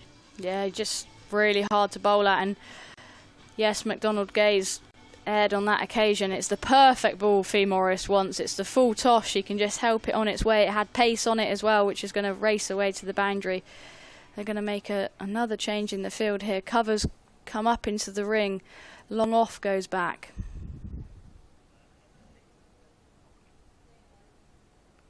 Morris this time has not really got all of that, but it plugging means they might well get 2. Nothing that Schofield can do about it, so a good over for Lancashire Thunder continues to build. Great running by Eccleston as well. She was always coming back for 2 there. Sometimes those miss hits that just get out of the inner ring can help your cause, really. Sometimes you can middle it to the boundary fielder and you just pick up 1. Slow ball from McDonald-Gay. There was a catching chance there in her follow through. They're never easy at the best of times. Gets through for 1. Yeah, particularly, you mentioned that game was sort of the 1s and the 2s, particularly when hitting towards what is currently the leg side boundary with this bowling from the pavilion end. 60 metres leg side, 50 metres offside. So that leg side, you're almost better plinking it. You've got a better chance of getting 2. It's getting that balance between, you know, wanting to strike the ball really hard, but then also taking pace out of the ball to try and manipulate and get 2. Another slow ball, and absolutely walloped through cover point by Sophie Eccleston. A player with a point to prove here at finals day, and showing what she can do with a strike that puts another pin in what's been a very tough over there for Surrey. Lancashire Thunder motoring along. It brings up the 150. 150 for 3 exactly, with 2 overs left still. Really smart batting there from Sophie Eccleston. Knew that the offside was up. She just had to pierce that gap and find it. And like I said, the ball seems to be just skidding on, especially across that square. It's always going to run quickly. But I think, yeah, just that rain sort of just juiced up the outfield, I would like to say. And Lancashire are finding value all around the ground, and Surrey are finding it very hard to stop them at the moment. Will be fascinating to see how that power-packed Surrey lineup approach the chase when we get there. So now Morris and Eccleston will hope to have 2 more overs of merry carnage. Alexa Stonehouse will be doing her best to stop them. Stonehouse, who was superb against Warwickshire earlier on in the day. 4 for 29 with the ball and 12 not out of 6, including hitting the winning runs. You could easily make a case she was player of the match in that first semi-final, if not a contender. She's going to look to try and halt this thunder acceleration. Comes a long way across Morris and has belted that. That's 6 by quite a distance. She's so good at manipulating the field. She knew that was her gap and absolutely whacks it. Quality striking. Talked about the fact that she can access power when she wants to, but it's the areas in which she accesses that power. You know, square leg up in the ring. They've set 4 straight to her. It's not the ball with that field, but Fee has created the angle, and well, we've seen a few 6s today now. No change in the field. And that is a wide. You could see what Stonehouse was looking to do, though. Just trying to hang it outside that off stump so that if Morris moved away to leg, she would not be able to access it. 18 off 7 balls for Fee.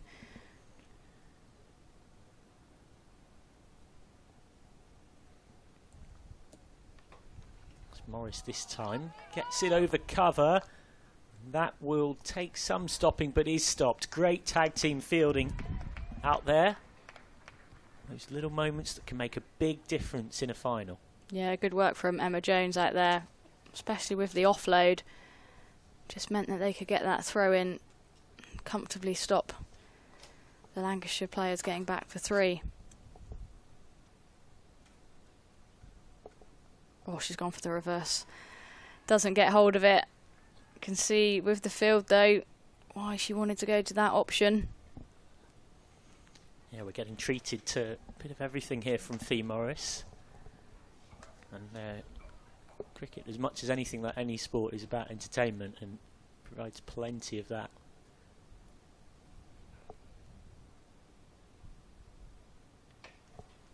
Morris hasn't quite timed this and still might get 4 for it. Cut off instead by Andrew Ryder. 2 more. More good hard running from this pair. 161 for 3 with just 8 balls left. So again, as this acceleration continues, what we look at thinking they can get up to shifts and moves. They're past that 160 now. You wonder whether even 170, maybe even 180 comes into play with a big finish. Steps across. Well, that will be 4 more. Again, like we saw earlier on in the over, creating unorthodox angles. And Morris is absolutely flying here. She's got 24 off 10.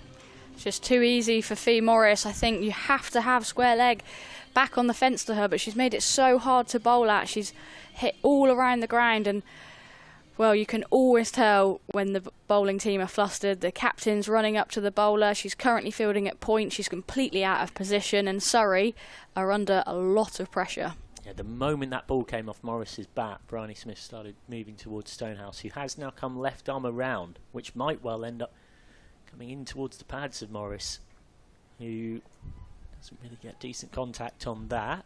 I think that's a better plan, though. Come round, create the angle, have your 3 out on the leg side, and just try and control one side of the ground. I think when Stonehouse comes over the wicket, almost with 4 straight, you know, there's just too much space for Fee to access, too many options, whereas you come round the wicket, you try and close off a couple of options and make it a little bit more difficult for her. And as odd as it sounds to say with Sophie Eccleston at the other end, a single off the last ball isn't the worst thing for Thunder, because Fee Morris keeps the strike, and she is absolutely ticking here. 168 for 3 then, with just 1 over left. It is by a distance the most composed and impressive and consistent batting performance that we've seen from the team here on finals day, and it is giving Thunder every chance of their first piece of major silverware in quite a period of time across English cricket's various tiers. It is worth saying Lancashire were County Championship winners in 2017. There's more. Right arm around. Morris steps across and has played it straight to short third. Morris's merry dance is over. It's been a joy to watch, but it's ended there. 27 off 13. She scored at more than 2 a ball. She's provided exactly what Lancashire Thunder needed at this moment of the game. She goes to the first ball of the final over, 168 for 4. Yeah, absolute blinder played by Fee Morris there. Brilliant innings, all the momentum with Lancashire at the moment. And poor Ellie Threlkeld, she's getting bumped down the order for all her hard work in the semi-final, getting them into the final. She's been overtaken by Eccleston, overtaken by Cross, but I think she's doing the right thing by her team. We know that Kate Cross can hit a long ball as well. Yeah, it makes sense given the context. Kate Cross out there with her England teammate Sophie Eccleston. What a privilege it is for Lancashire Thunder to have both of them available for finals day. Cross instantly down the track. They're going to have to run 2 here. They will get 2, despite the best efforts of Franklin. So 170 with 4 balls left. Kate Cross very much that kind of standard bearer of a player that spans generations. It's inspired a whole legion of young fast bowlers. Quicker and flatter from Moore. Well, they want to, but it's straight to Schofield at long on, so they won't take it. Yeah, as much as it's nice to see the youngsters like Kesteven, you know, people that are over 30 are still quality players as well, aren't they? So yeah, I mean, that's the beauty of the game, where the game's at the moment. You've got so much experience in dressing rooms and all these youngsters coming into the game. Smashed away. This will take some catching out in the deep, and it's held safely pouched. So Eccleston is gone for 4, and with just 2 balls left, Thunder at 169 for 5. An honourable way to go. It was what the situation required, the long handle, but that time from Sophie Eccleston, hitting to the long boundary as well. Didn't quite have enough to clear the sweeper. Yeah, good little finish this from Moore, picking up a couple of wickets, just stemming that run flow towards the back of the Thunder innings. Yeah, they might creep over that 170 mark now, but just trying to wrestle back a little bit of momentum so that when they go out with the bat, they're feeling really confident in this run chase. Yeah, she's having a great finals day, Killia Moore. A crucial 35 as part of that stand with Rhiannon McDonald-Gay that brought back that run chase against Bears that was falling away from Surrey at 62 for 6 in the semi-final. And here she's got 4 for 24 with 2 balls left of her spell. It's her and Courtine Coleman that have been crucial with the ball, because everybody else has gone wicketless and largely it's been a bit on the expensive side. TCC with 1 for 22 and Moore here closing things out well. Elsa Lister, the Scottish international and powerful hitter, is out there and might well be run out. She is run out, trying to come back for a second. Again, Thunder losing another wicket, just trying to grab whatever they can. So Lister is run out from 1 ball faced, 4-1. Smart work in the deep. Yeah, they were always going to come back for 2 there, but Lister just hesitated at the non-striker's end, and well, we are finally going to see Ellie Threlkeld. She's got 1 ball to face in this final, and then she'll be off and swapping the pads for a different set. Yeah, she'll certainly be feeling in good nick as she walks out. 34 off 34, including hitting the winning runs against Blaze in a low-scoring semi-final. And the winning runs of that moment will be particularly seared into Lancashire cricket folklore if they can get over the line in this final as well. I mean, they're going down to have a chat. You would imagine it's as much as we're going to keep running until they take the bails off. Yeah, there's a lot of space on that leg side. I think Lancashire had the right idea in terms of getting the ball into that space and running as hard as they can. Great credit to Phoebe Franklin, whose smart work brought the run out.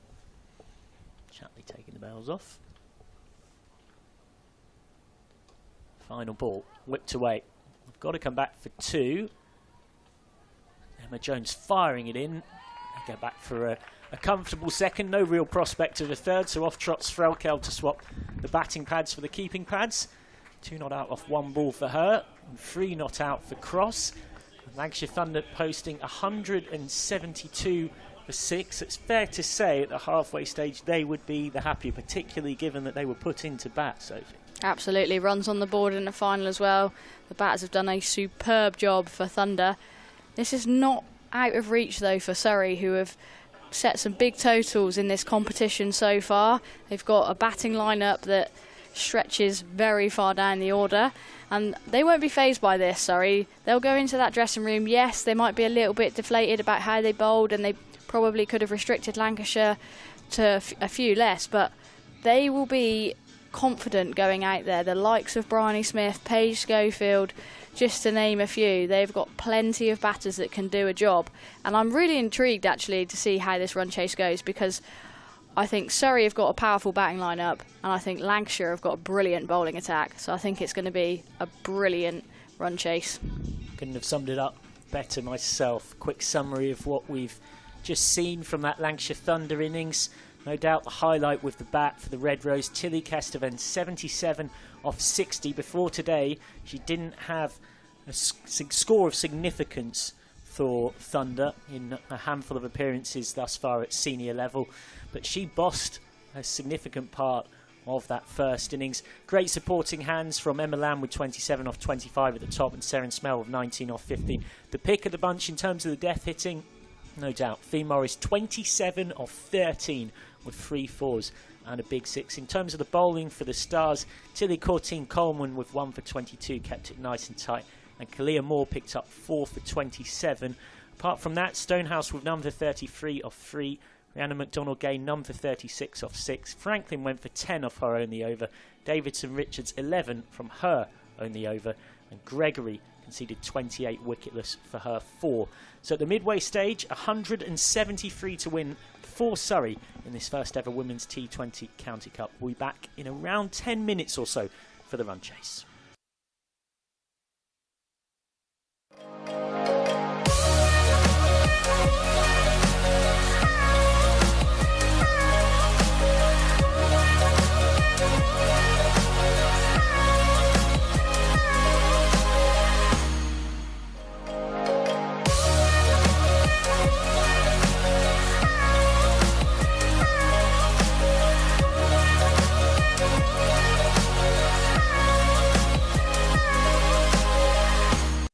The spirit of cricket is a really precious thing. The spirit of cricket. Does the spirit of cricket exist? It's about the spirit of the game. The spirit of cricket is a bit cliche, but actually it's important to what makes the game. What is it? This game we call cricket. Some say it's just that.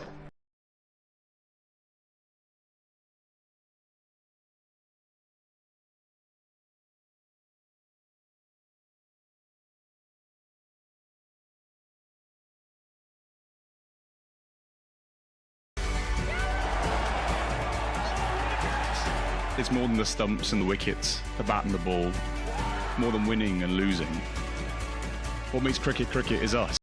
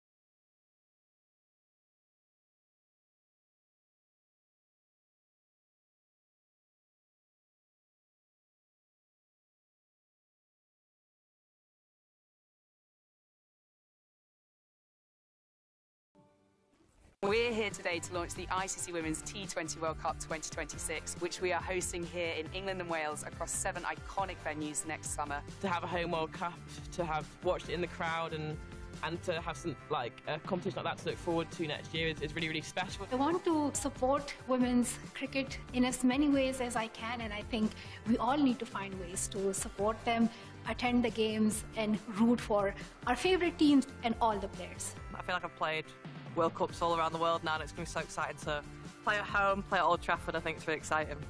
The energy today at this event was amazing. Sitting next to Malala, sitting across from Ellie.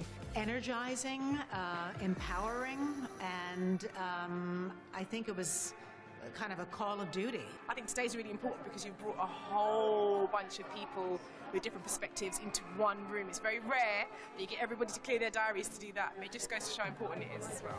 It'll pass quicker than you can ever imagine. Even the build-up to it, I think the build-up is almost just as special as the tournament itself. You can kind of feel like something is changing. You immediately feel like you're part of it and you're part of a movement. What it means for us to host a World Cup, and I look back as a huge sports fan and think of the Euros for the women and what that did for women's sport, for football.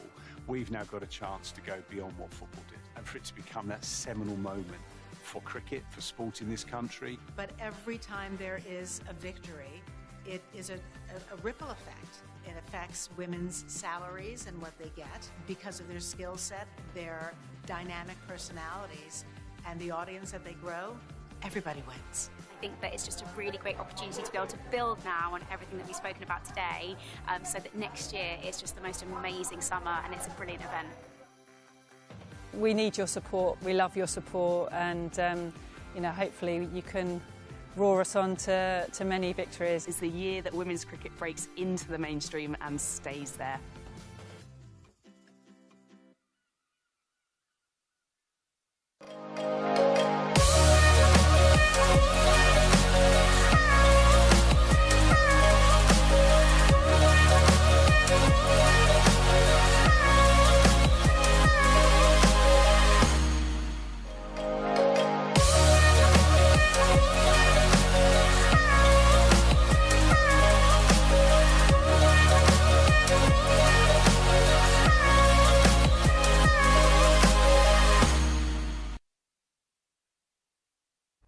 The spirit of cricket is a really precious thing. The spirit of cricket. Does the spirit of cricket exist? It's about the spirit of the game. The spirit of cricket is a bit cliche, but actually it's important to what makes the game.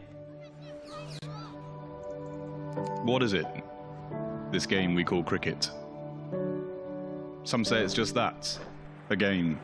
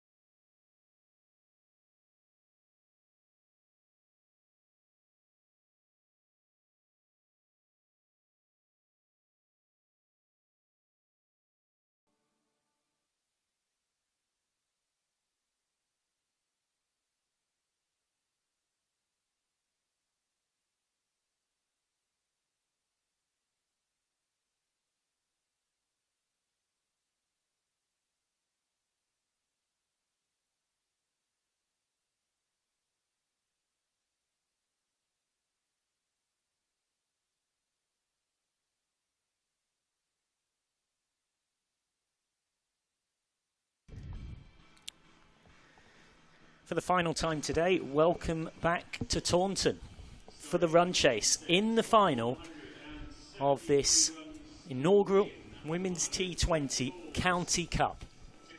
And Surrey, who last season saw pretty much every player in this squad be part of the Stars side that lost in the Charlotte Edwards Cup T20 final against Blaze, and then in the 50 over Rachel Hayhoe Flint Trophy final against Sunrisers, will look to finally get their hands on some silverware for the first time since a fair few players in that group were part of the side that won the Charlotte Edwards Cup way back in 2021. Meanwhile, for Lancashire Thunder, they're at just their second ever finals date across the last decade or so. Into a final. Kate Cross steaming in with a new ball in her hand. Finds the inside edge of Bryony Smith's bat. Cross, a decent person, to say the very least, to make an impact here with a very solid 172 on the board. And alongside me, someone who also fits those descriptions as a co-commentator, Emily Windsor. Yeah, if any team's got the firepower to chase a big total like this, it's Surrey. But they've got to go hard and make the most of this power play. Threaded through the gap nicely by Smith, who will get a couple. Bryony Smith, who's been consistently excellent performer at domestic level. Also hit a half century for England in a T20 against Ireland back last September. Said afterwards that she felt like it was a chance for her to put her name into the hat. Also added, I don't really feel like I've had my go at the top of the order for England. You would imagine that those thoughts still broadly remain as she looks to impress in that sense. Smith hammers that for 4. A shot of real authority from the Surrey skipper. First boundary of the innings. Yeah, you can't bowl there to Bryony Smith. She has this remarkable ability to hit the ball off the top of the stump, so on the back foot. She's a fabulous timer of the ball.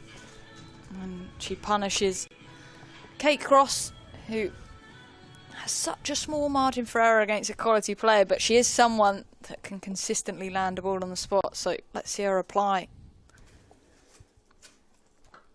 Smith this time straight at Morris at extra cover.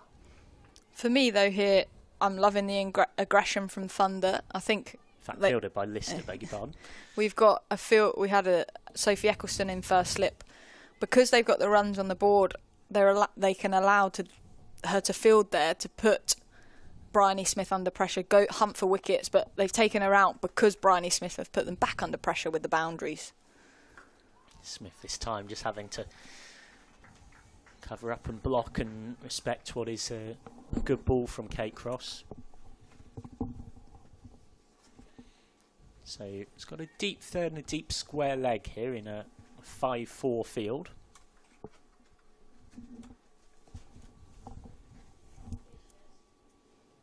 Consistency from Cross. Can it be rewarded? Smith just works this away for 1. Kate Cross, who took 1 for 10 off 4 at Leicestershire on Friday, and 1 for 16 off 3 against Blaze. And to be honest, as good as 1 for 16 off 3 sounds, because that's the end of the first over 7 without loss, that spell was actually better than those figures showed. Yeah, it was. She beat the bat of Georgie Boyce many a times. She worked really hard to basically build some pressure, and she didn't necessarily get rewarded with the wickets, but at the other end they did. So that's proper partnership bowling. Yeah, she's a skillful bowler, and I just think this Thunder attack for me is so impressive. You've got Tara Norris, the left armer, who's going to open the bowling from the other end, but we saw Grace Potts with a phenomenal spell as well in that semi-final. From a Thunder point of view, they want her to repeat that, that's for sure. And we haven't even mentioned the spin of Sophie Eccleston yet. And I was just about to say as well, the very reliable offies of Fee Morris, which we didn't even see in that semi-final. It's almost unheard of for her to play for Thunder in a game, be fully fit and not bowl. Here's Norris. That's a very nice start from Tara Norris. Just has Smith tried forward back to the bowler.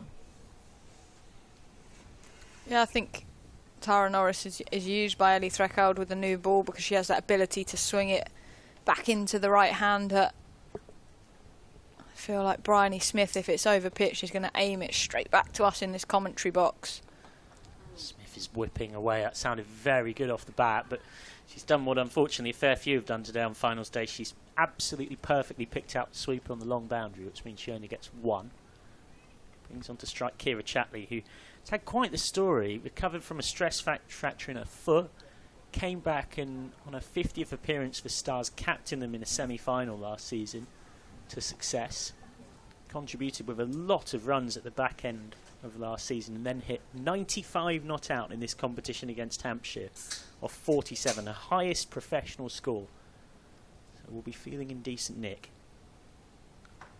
Gets a full toss from Norris, but gets no reward for it. Made 12 off 11 in the first semi-final. Yes. Chatley feels like a big wicket, and these two are so destructive from a Surrey point of view. If they can build a partnership, they're going to be chipping away at this total very quickly. They're not two that will hang around and not score many runs. To be honest, there's not many in this batting lineup that will do that.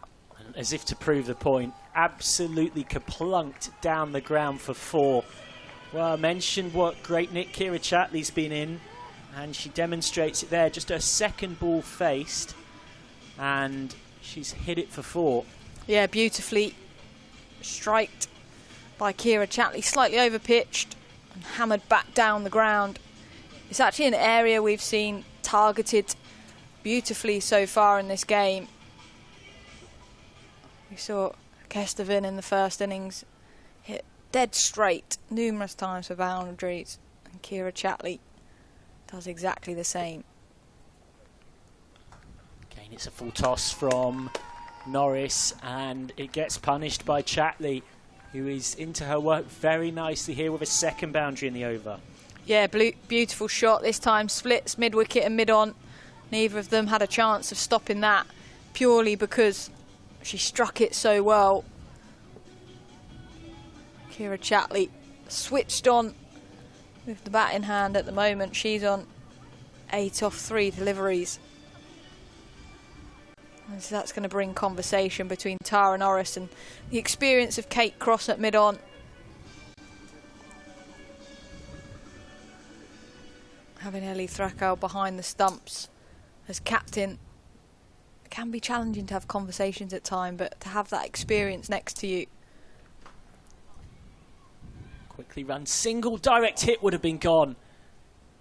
Instead it needs a bit of backing up way down at deep fine leg, but no buzzers to speak of. So end of the over, it's gone for 10. 17 without loss after 2, and Surrey on the required rate pretty much, thanks to 10 coming from it. Yeah, good striking and good rotation of the strike. I think when you're chasing a big total like 172, you've got to take those risks. And for Kira Chatley, thankfully, paid off. She keeps the strike. Yeah, this would mean a lot to her, no doubt. She's been in the Surrey pathway since she was a 9-year-old. Made her county debut at 14. Describes it as a coming full circle moment to be a pro based at the Oval. Saying that she owes a huge amount to the club, both in cricket but also in life. She's now facing up as Cross charges in once more. Wow. Absolutely thumped. That's a huge 6 from Chatley. It sounded so good off the bat. Kate Cross, with all of her might and majesty, dealt with by Chatley. Wow. 6 of the best runs you'll see all day. Yeah, absolutely beautifully struck by Kira Chatley, just slightly short, and she punishes into the onside. There was a fielder out there. No way was she getting that, and literally went into the stand. Sometimes as a commentator, when we all, as a commentary box, glance across wondering, is that going to be caught, is that going to be out? But the moment that pinged off the bat, there was a collective thinking, that's just got to be 6. It sounds so good, and indeed it was. 10 yards over the fielder's head. So Cross is now having a think about where she goes to next. Chatley's 15 off 5.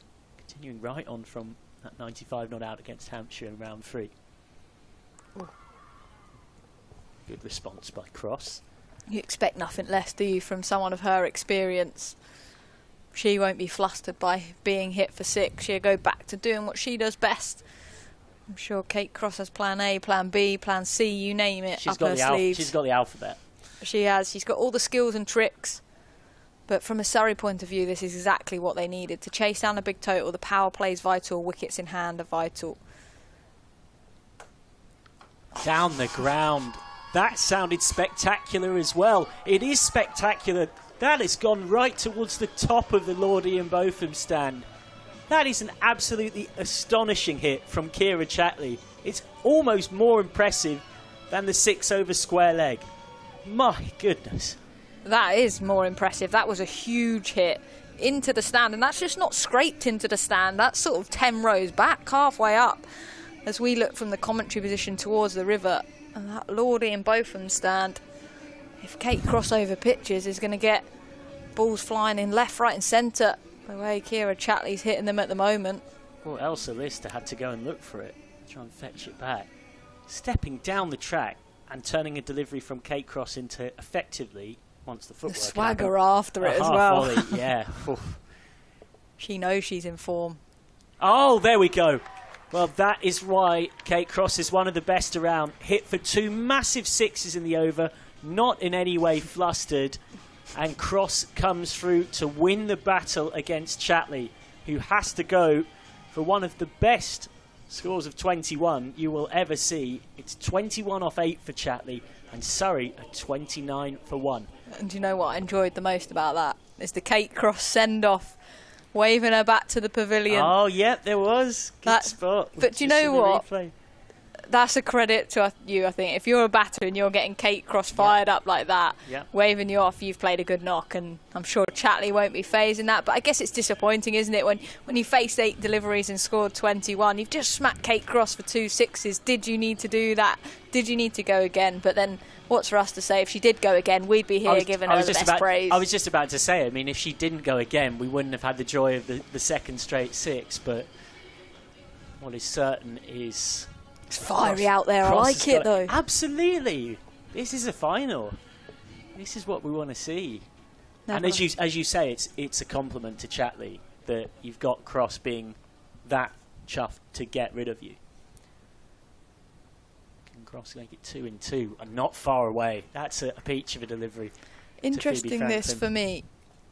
Paige Schofield batted at 3 in the previous game, and now they've opted to send in Phoebe Franklin.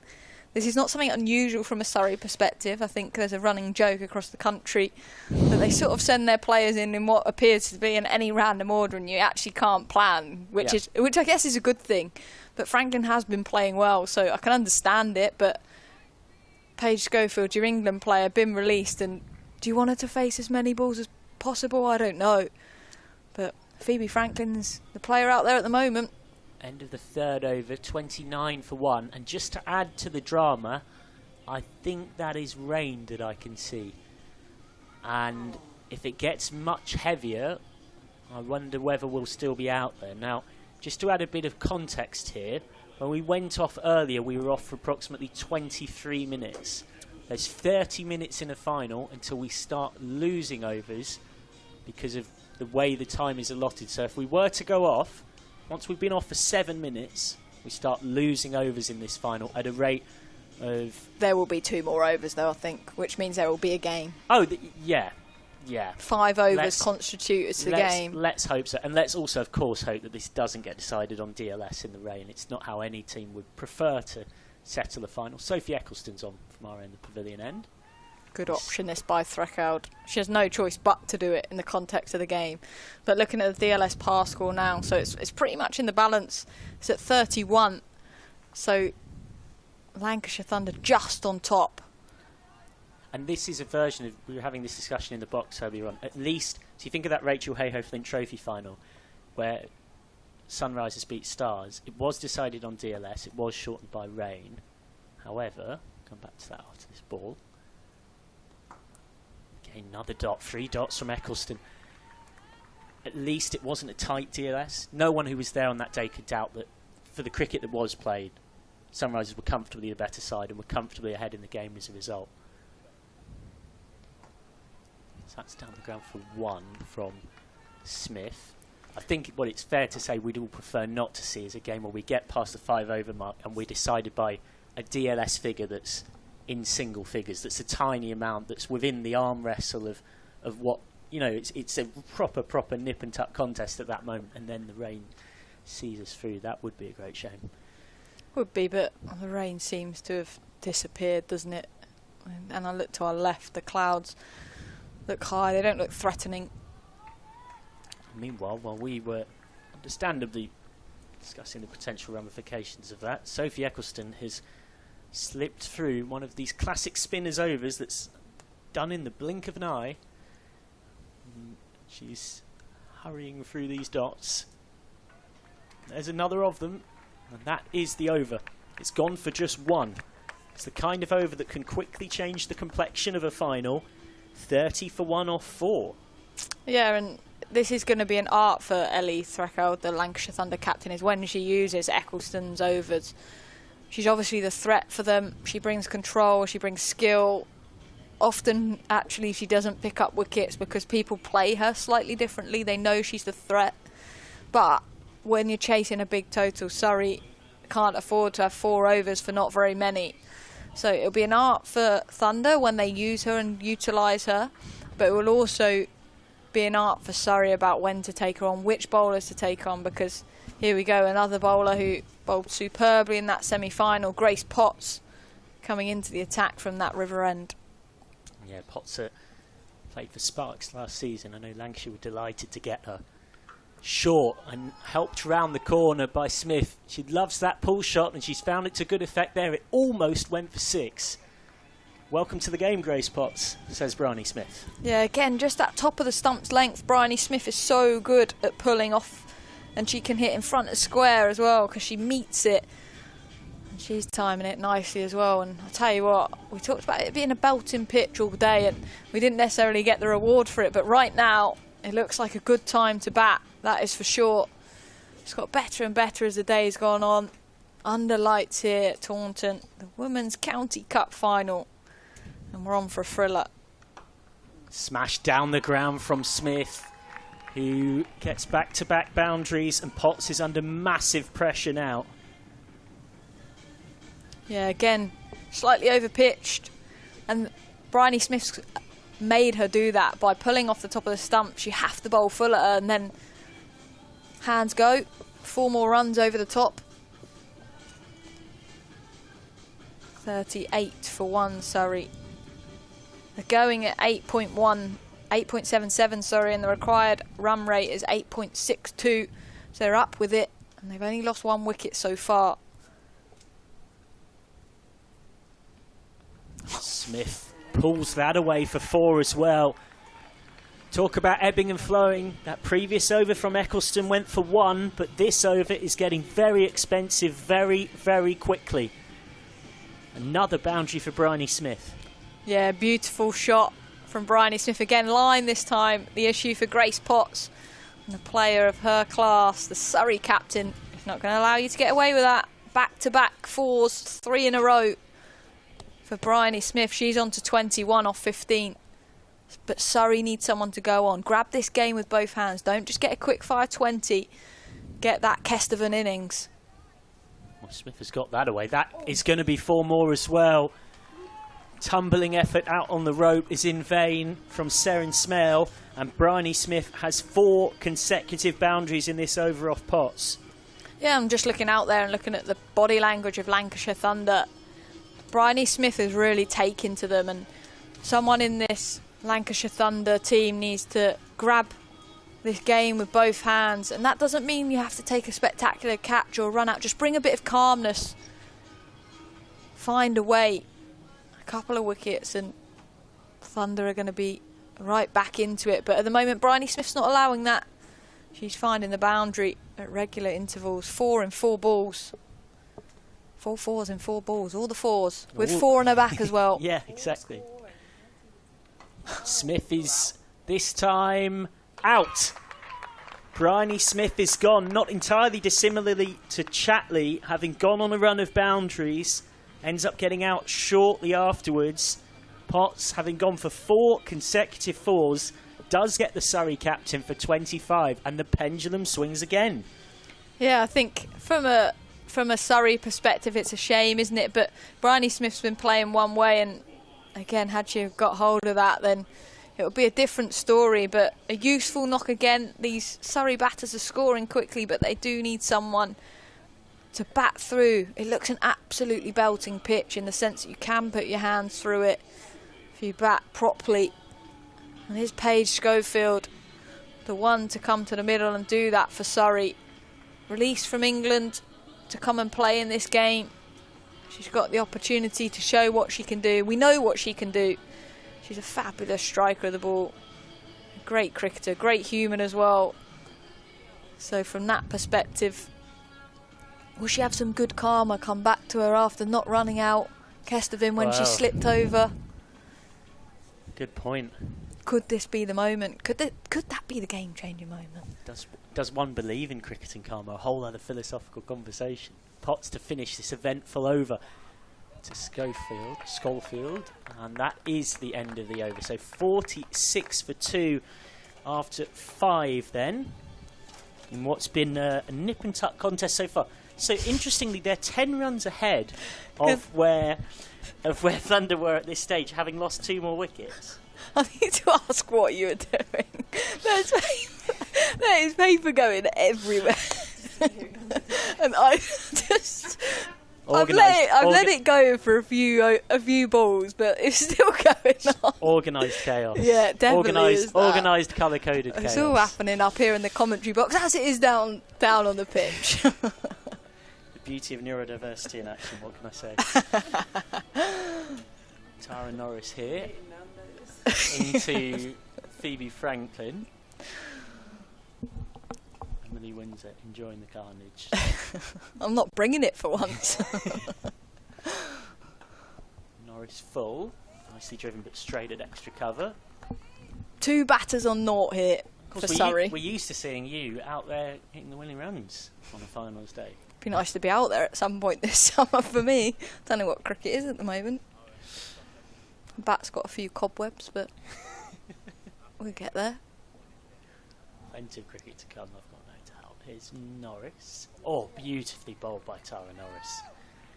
And this is properly one of those games, not just with the significance of the game, it is a final of course, but in the nature of the contest we've seen, the pendulum really has swung repeatedly. It's been a proper arm wrestle of a final. And there's no real reason to think why across this next hour or so that's not going to change. To be honest, it's been a quality days of cricket in that sense. Both semi-finals were brilliant, topsy-turvy. That's away for one more. And I think it's credit to where the women's game is. You just don't quite know who's going to take the game. There's players in both teams that could equally do brilliant things, but Thunder, after Surrey got off to a bit of a flyer, Schofield and Franklin both on naught, new to the crease. They've got an opportunity to put a bit of pressure on these new batters. Norris once more. Putting together a good tight over here. 1 run off 4. Yeah, Schofield though, won't be too phased at this stage because you know she's the type of player that when she gets going can catch up. A phenomenal ball striker. Can hit all round the ground in the 100. You're still going. Sorry, I can't. I'm losing it. It's been a long day. Pulled convincingly by Smith in the way that we've talked about before. She can pull balls that don't even seem that short.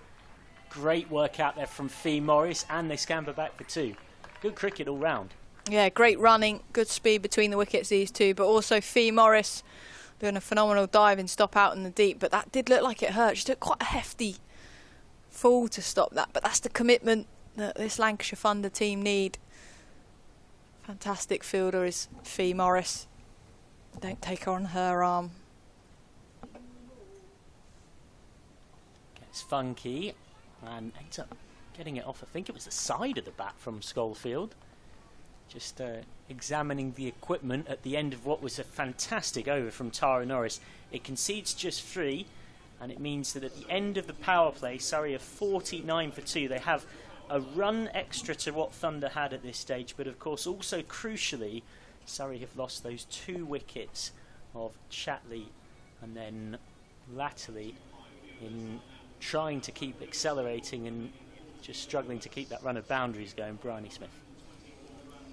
Yeah, but I don't look and I'm not too phased, I guess, from the Surrey point of view, because to be honest, they're there or thereabouts with the run rate, but the key is they've got to stay up with it, because it can quickly change if you lose a few wickets or Lancashire build some dot ball pressure. When that starts to climb into the 9s and 10s, then teams are under pressure. Sophie Morris into the attack. The left arm spinner. He's had a brilliant Metro Bank One Day Cup for Thunder. She's been thrown the ball by her captain Ellie Threckhout. Freefield is out on the leg side for Paige Schofield in a deep cover.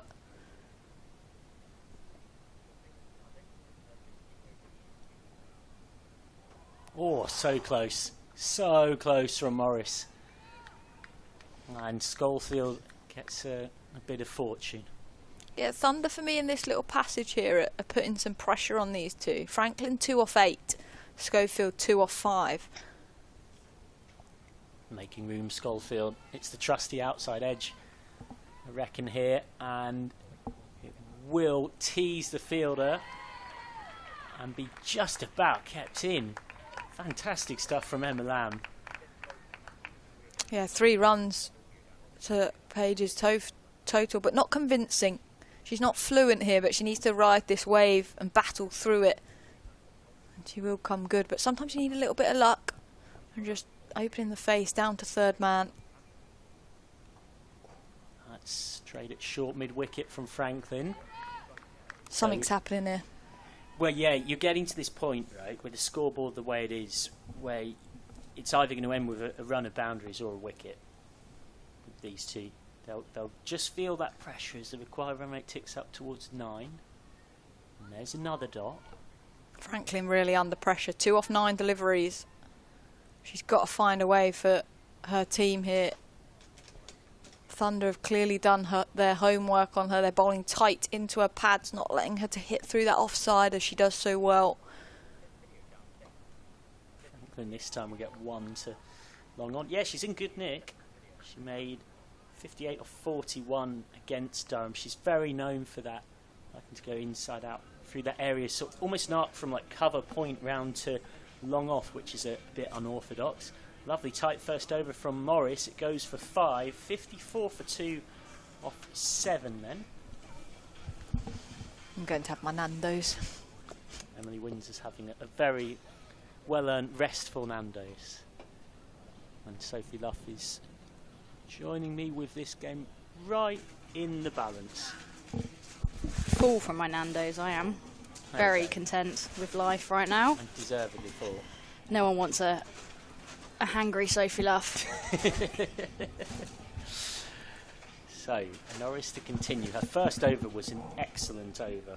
Her first over in this spell, I should say. None for 13 off 2. Wide run rate up at 9.1. Plenty of batting to come for Surrey as well, and known for batting deep. And that is straight at extra cover again. Franklin just sort of pulls herself away to square leg with a mark of frustration in the body language that you'd expect. She's 3 off 11. She'll be feeling the pressure. Yeah, they've hit extra cover a lot. Hit it really hard, but straight at the fielder. And fielders that have found themselves in there, they've swapped about a couple of times, but they've done a very good job in there for Lancashire Thunder. That has cleared cover, going the aerial route. But cover point comes round. They want 2, and we'll get 2.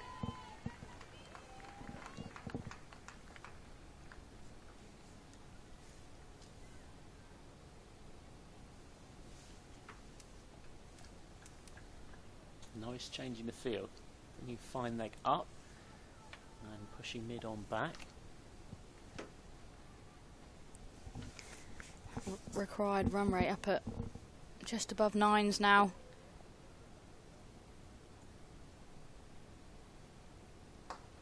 Straight back to Norris. He might have got an accidental run out, but I think Schofield had remained resolutely in her crease and keeps her wicket as a result. Yeah, Smartley hadn't left the crease by all accounts, and that was nearly Julia Jarvis on the floor again with that ricochet.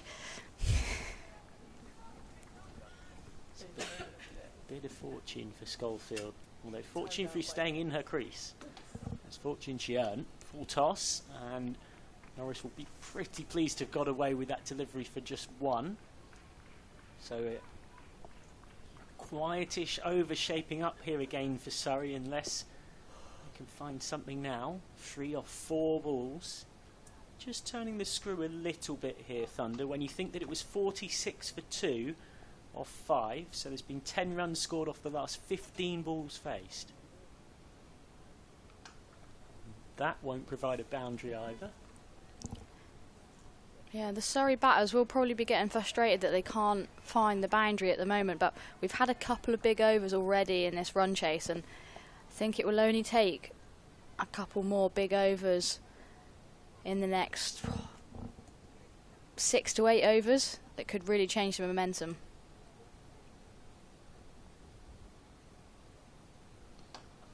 Sounded good off the bat, trying to pierce that gap, but Cross is an excellent fielder, and all in one keeps it to 2.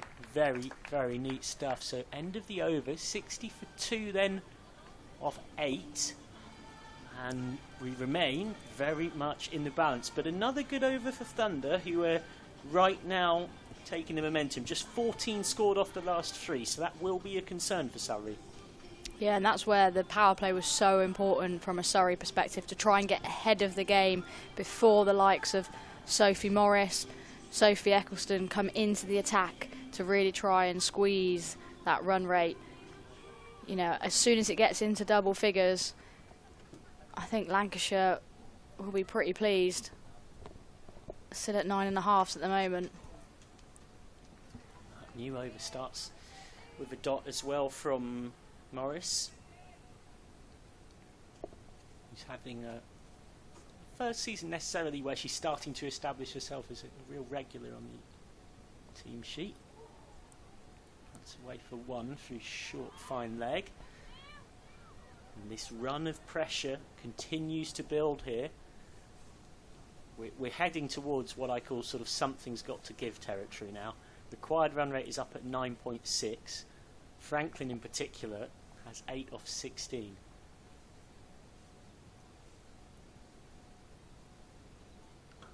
Sliced. Well, I beg your pardon, I take that back. I need an eye test. That's 6. That is a huge 6 from Phoebe Franklin. I take it all back. What a shot. I said something's got to give though, and Franklin goes straight down the ground in some style.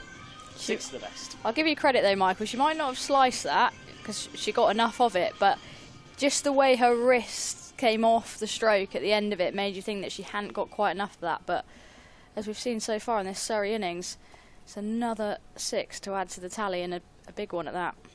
Comes down the track again. This is through a traditionally strong area of extra cover, which is open, and she finds it with aplomb. Footwork and then sending those hands through the ball in a really delightful way. So back-to-back boundaries relieves the pressure that was building on Phoebe Franklin, and suddenly she's up to a run of ball. Yeah, it's amazing how cricket changes very quickly, isn't it? She's up to a run of ball. This could be a big over for Surrey, just wrestling that momentum back, and only takes a couple of boundaries and you're right back in the game. That run rate sitting at 9s now, and it's just, I think it's just going to to and fro from here on in, to be honest with you. I think it's going to be in and around that 9, 10 and over mark. Down the ground from Franklin.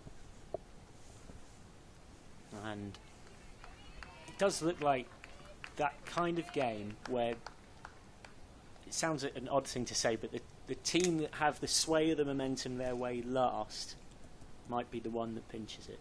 It really is that tight. Crunched away, but straight at the sweeper for 1. So it's an expensive over, and Surrey needed one that was. Scored almost as many runs off that over as they had the previous 3. That over goes for 13, 9 gone, 73 for 2. Be interesting to see whether Ellie Threlkeld uses any different bowling options to what she used in the semi-final. They were pretty much set on using 5 bowlers, but they have got more bowling in their ranks. Will they use Fee Morris? And that's where if Surrey can create some pressure on these bowlers and force someone else into the attack, that's when you kind of know that you're on top from a batting perspective.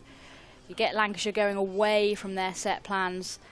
You know, will we see Fee Morris, Emma Lamb? They've got plenty of bowling options. It's just whether they're prepared to roll the dice.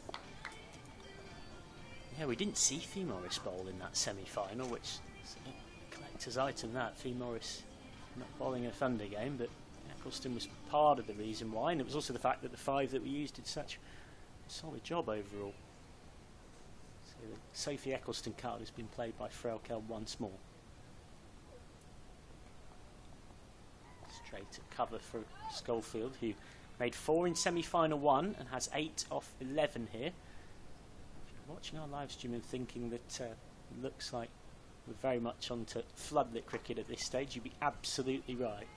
So that's gone into the pocket. The Master of the Natural Light is almost completely gone. Oh, it's a lovely ground though, isn't it? Oh, looks great under lights as well. And that Quantox in the distance.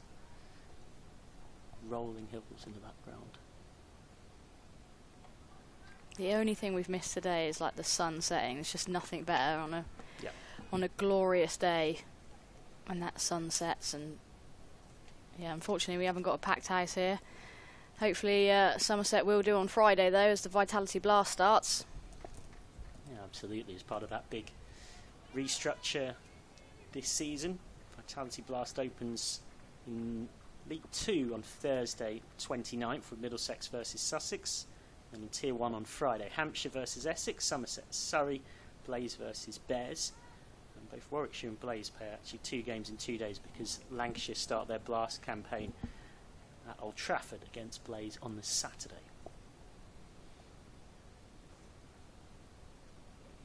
Sliced, should be out, is out. Schofield gone for just 9.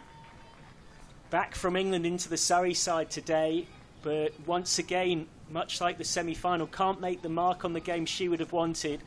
And Sophie Eccleston, one of, if not the world's best spinner in women's cricket, gets a big scalp, 75 for 3. Yeah, build up a pressure there on Schofield. Couldn't find the boundary, just trying to work that ball into the leg side, the vacant leg side area with just 3 fielders patrolling the boundary there.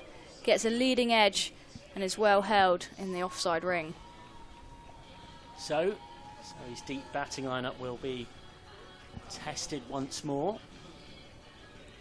Always going to have to go some to chase 173 in a final. And it is Emma Jones who joins Phoebe Franklin. Jones, who still riding high off that 88 off 49 against Durham in the quarter-final just a few days ago, a maiden Surrey 50. I remember watching a 6 that she hit for Stars against Sunrisers last year at the Oval that went a good 10 rows back through wide mid-on. She's a very powerful ball striker and someone who's one of the survivors from the Stars side that won the Charlotte Edwards Cup way back in 2021. One of the survivors?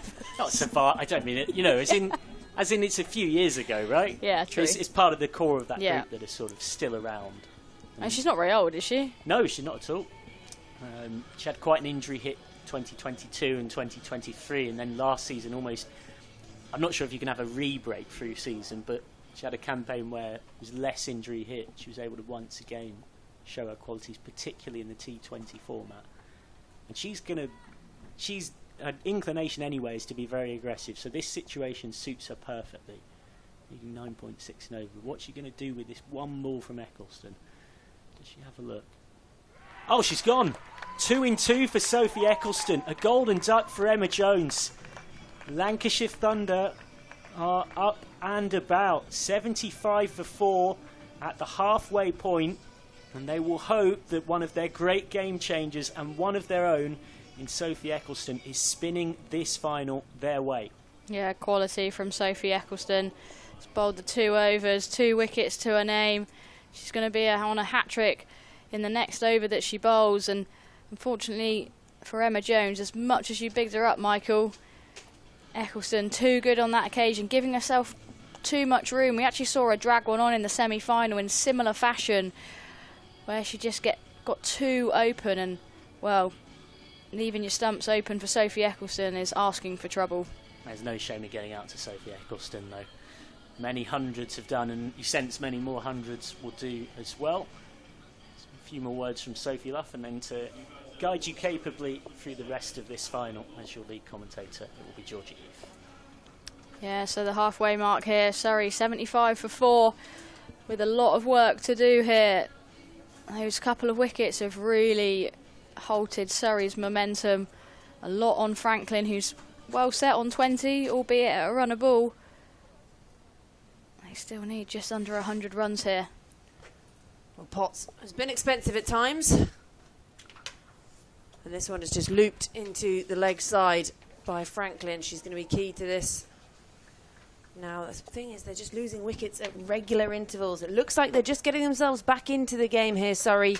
And then another wicket goes down. We've had it regularly, haven't we? Boundary, boundary, wicket. Boundary, boundary, wicket. That's what Lancashire did so well. Kesteven set that platform at the top of the order, almost batted all the way through, laid that platform for the likes of Fee Morris to come in and launch from. Surrey losing regular wickets will find it hard to do that. Yeah, and they're just not timing it that well when they're not hitting those. So it's either boundary, boundary, wicket or sort of a sketchy one. And you can feel that Lancashire are really up and about here. They're very on top in this game. 96 now needed off 58. And obviously it's T20 cricket, anything can happen. You can have a few big overs, yes, but that is quite an ask at the moment. And the field placement is fantastic as well. Yeah, they've been good in the field so far, Lancashire. Emma Lamb there at backward point doing a great job, but we've had Kate Cross, Fee Morris doing some exceptional work on the boundary. And that's what you need. You need everyone to be standing up in a final.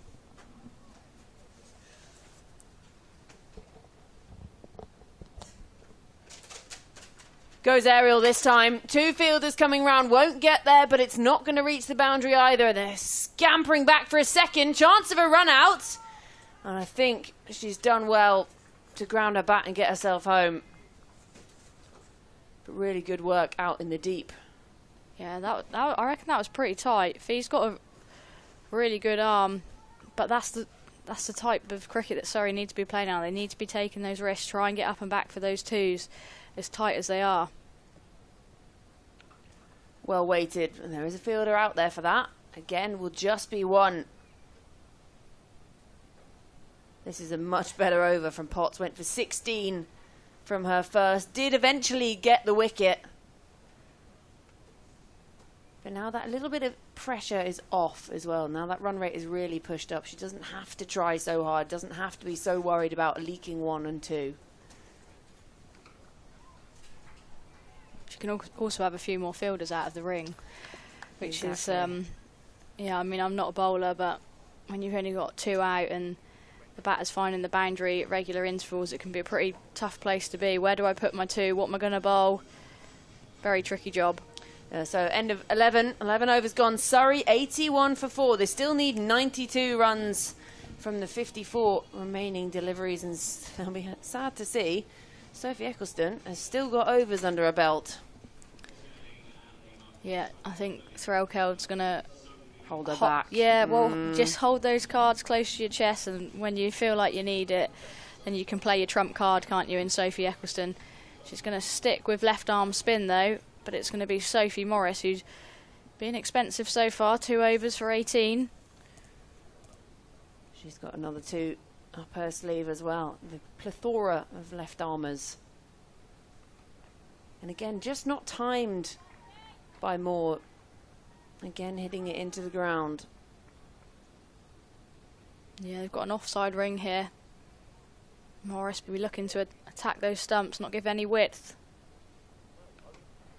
This one swept away. 2 fielders out there. It's not going to bisect them. Cut it off easily.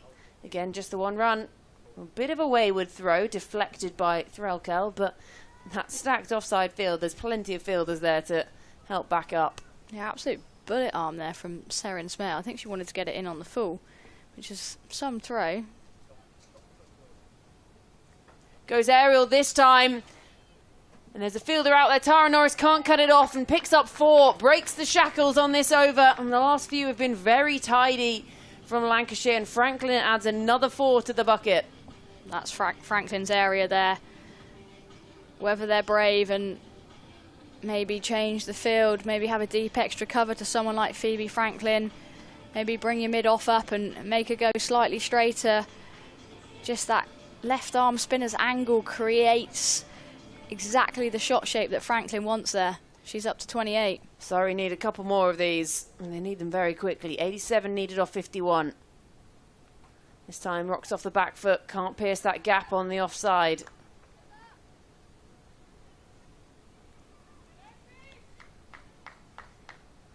Sends Moore back very quickly. She's set off for that run like a bullet and had to turn on a penny and get back in. This time goes leg side. Seren Smale is out there. It's gone with some firepower, but she does well to cut it off with the rolling dive, and they're coming back for a second. Good running. That's what they've got to do. They've got to turn those 1s into 2s. Yeah, I think that's really important, especially if you're not finding the boundary as often as you'd like. You know, if you get up and back for 6-2s in the over, that's all of a sudden the over's gone for 12. And that's gone through the cap. She's been done there. Oh. She's been wrong-footed. It's one of those where you want to anticipate the ball, but not sure you can really do that, standing at extra cover. And suddenly, that's 11 off that over. So 12 overs gone. Sorry, 92 for 4. Every little helps. But she won't be best pleased with. You wouldn't be best pleased with that as a bowler, would you? It's not ideal, but at the same time, you can see what Eccleston's trying to do. You want to try and get those little 1%ers that help you stop the ball. You know, we talk about anticipating, you know, batters' shot shapes.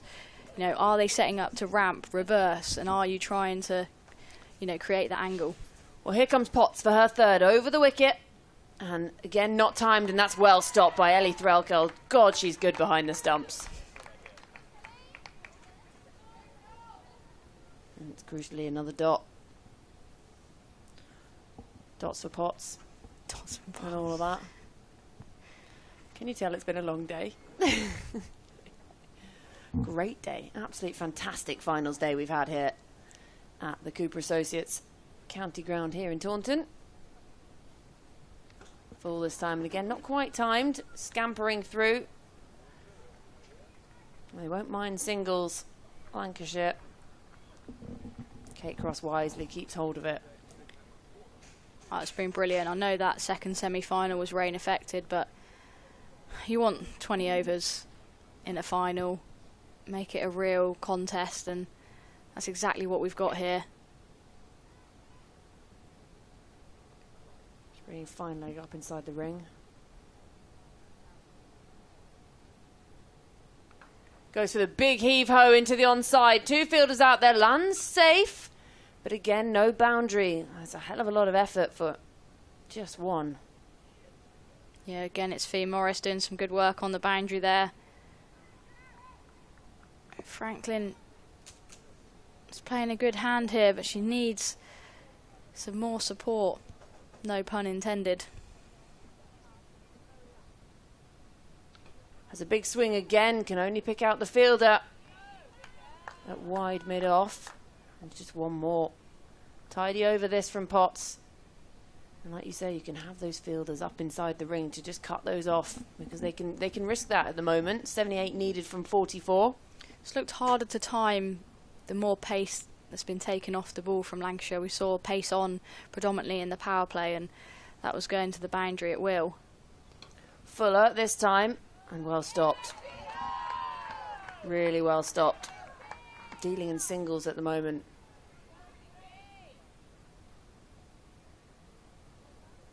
Every effort is important and applauded by the Lancashire bench, their teammates out there. Every run that's saved is absolutely crucial at this stage.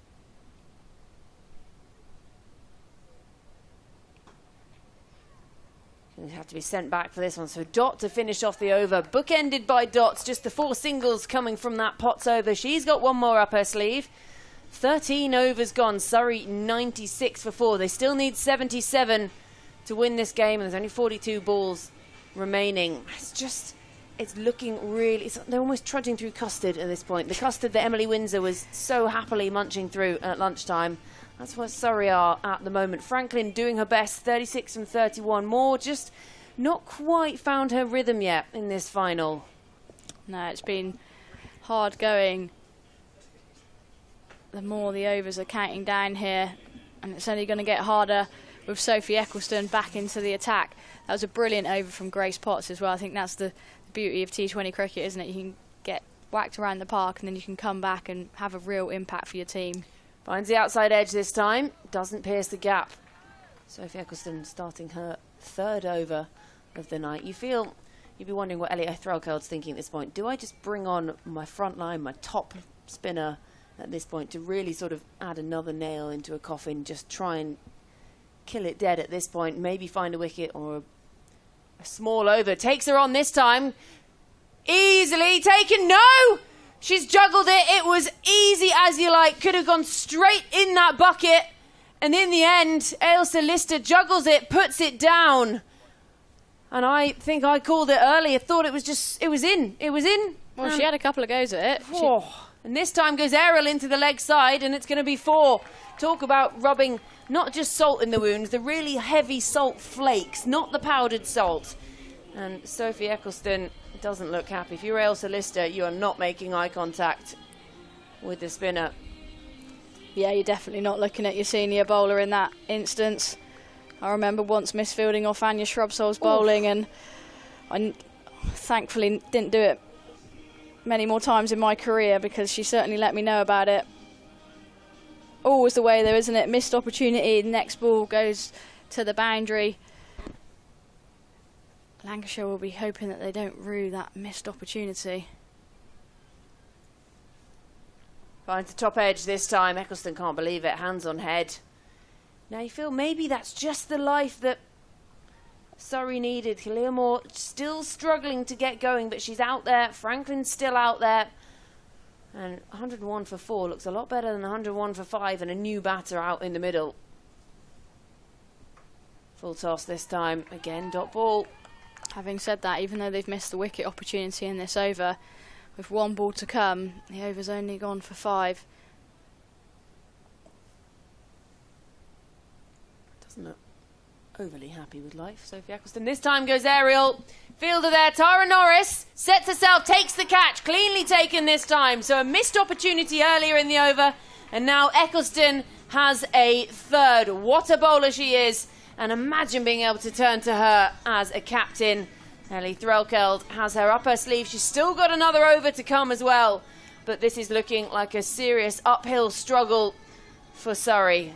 That was the big wicket of Franklin as well. She'd played well, 37 off 32 balls, but she just couldn't find the boundary as much as she'd have liked, and going for the big shot there.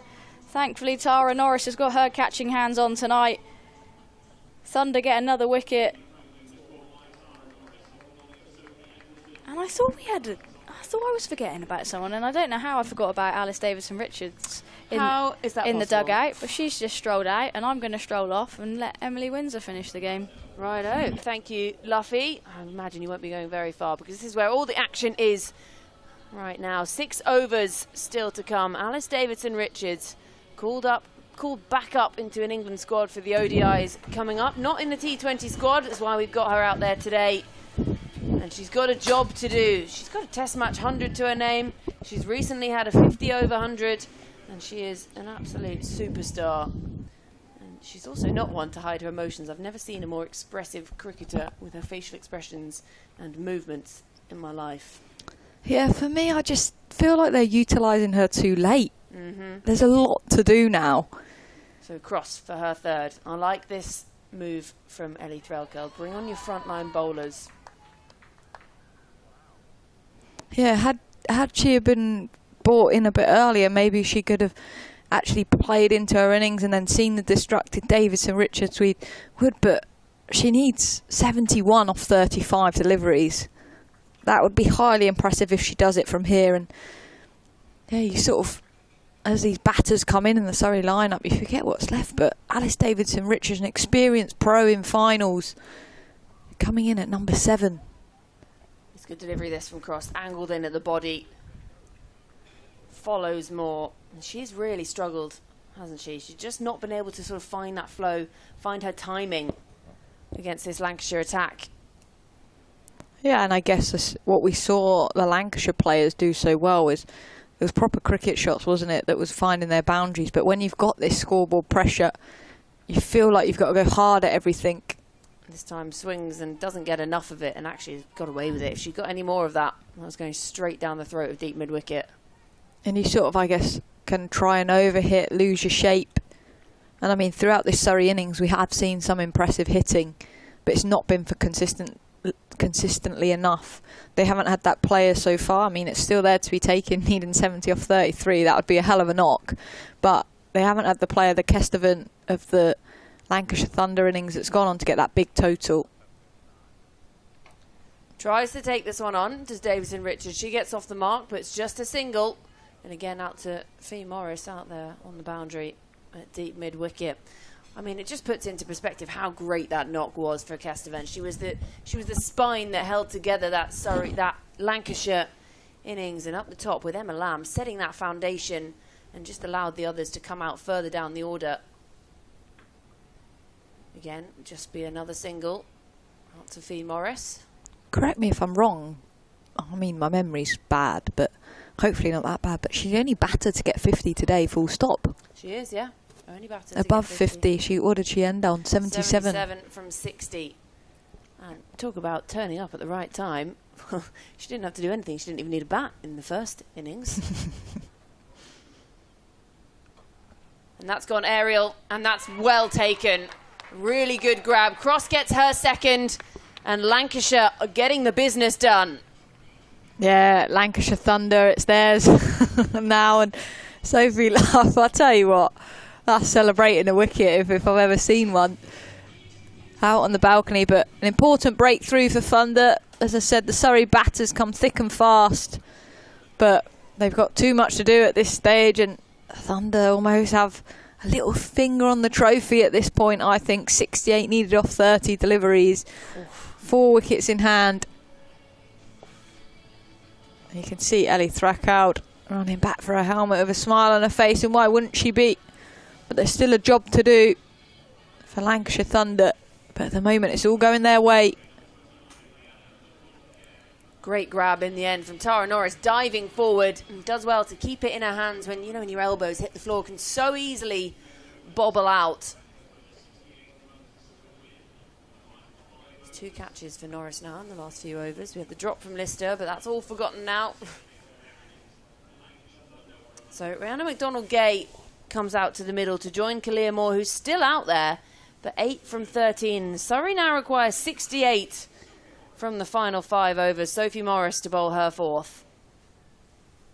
Gives it a little extra flight and driven along the ground. Might give her a fright too, if I could speak. It's been a long day. I'll let you off, Georgie. Thanks. It's properly dark now. The floodlights full effect. You can't see the crowd. The clouds. Can see the crowd.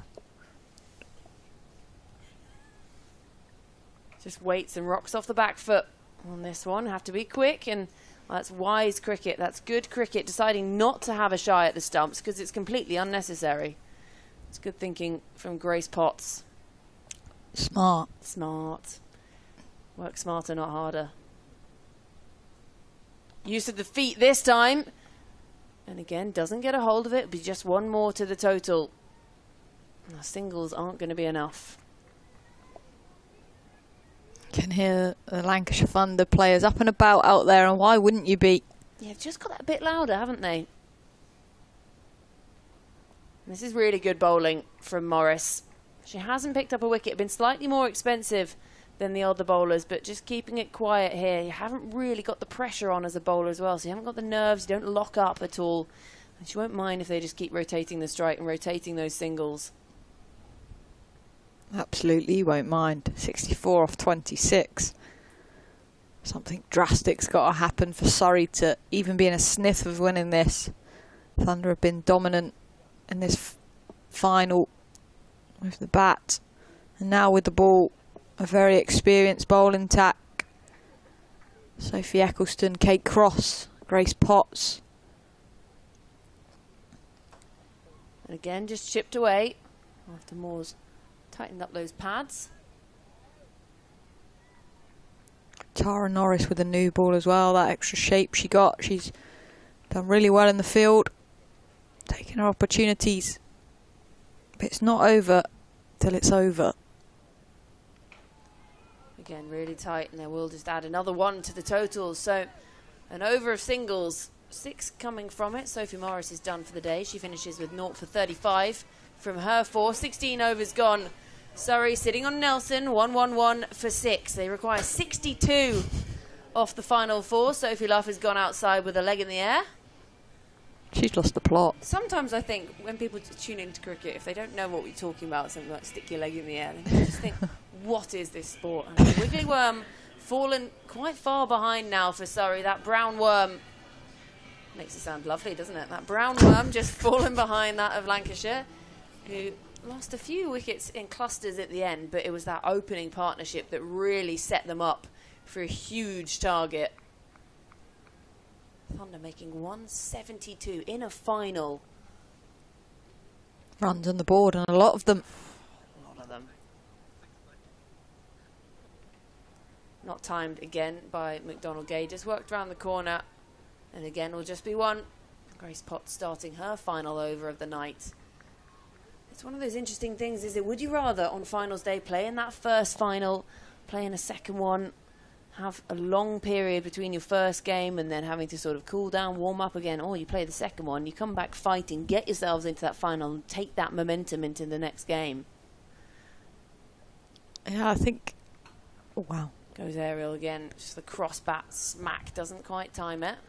Yeah, I think for me, I think there was a stat in the KSL days that usually, because it was a finals day then, that usually the team playing second then went on to win it. And I think it's very challenging when you've got the highs of winning a game, and it was a very close game, wasn't it, at the start between Surrey and Warwickshire. So all that adrenaline's going to be super high. To come down and then bring yourself back up is a real challenge. Straight as an arrow, but again, fielder comes around and cuts it off. And no chance of coming back for a second. This is just wheedling away from Surrey now. So yeah, I think there is that advantage. That turnaround was very quick, wasn't it, as well, because there was a slight rain delay in that second semi-final, but Thunder have gone bang, bang. And they've, as I said, they've probably got 2 fingers now on the trophy. This time goes aerial again and just plugs on that leg side. 2 fingers on the trophy.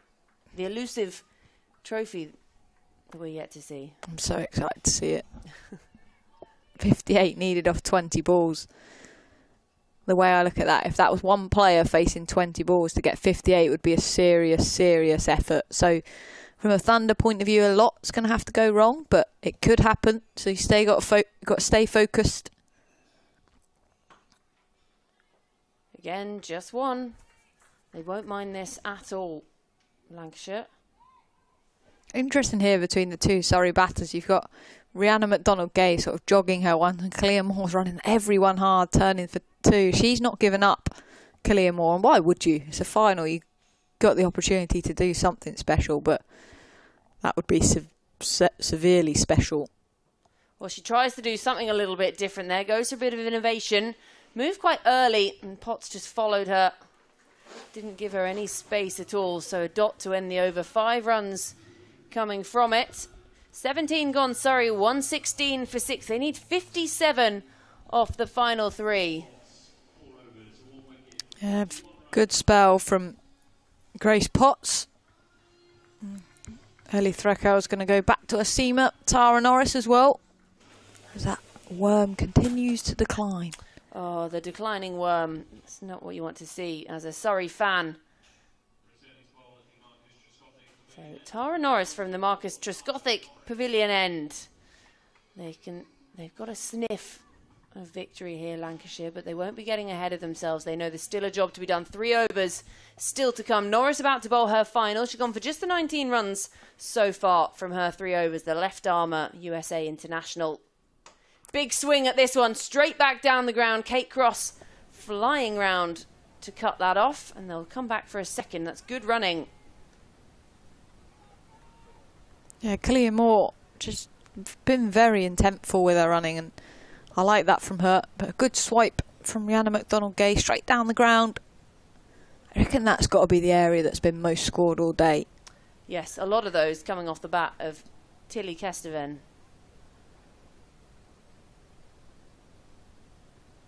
McCustrate's been targeted. Long off now, goes back. Well, that slipped out of the hand, Tara Norris. No ball signalled and 4. So the next will be a free hit. That's just what you want if you're Rhiannon McDonald-Gay or a Surrey fan. I feel like we haven't seen those flamethrowers go up in quite a while, Emily. Do you reckon it would warm the crowd up at this point? It's got to be quite nippy out there. I sometimes try and position myself near them on an evening when I know it's going to be quite chilly. But when they catch you off guard... That's all right. I can take it. You can take a little jump. Woo. You know, a bit of excitement, add to the evening. So, free hit for Rhiannon McDonald-Gay. Has a big swing straight into the hands of Tara Norris.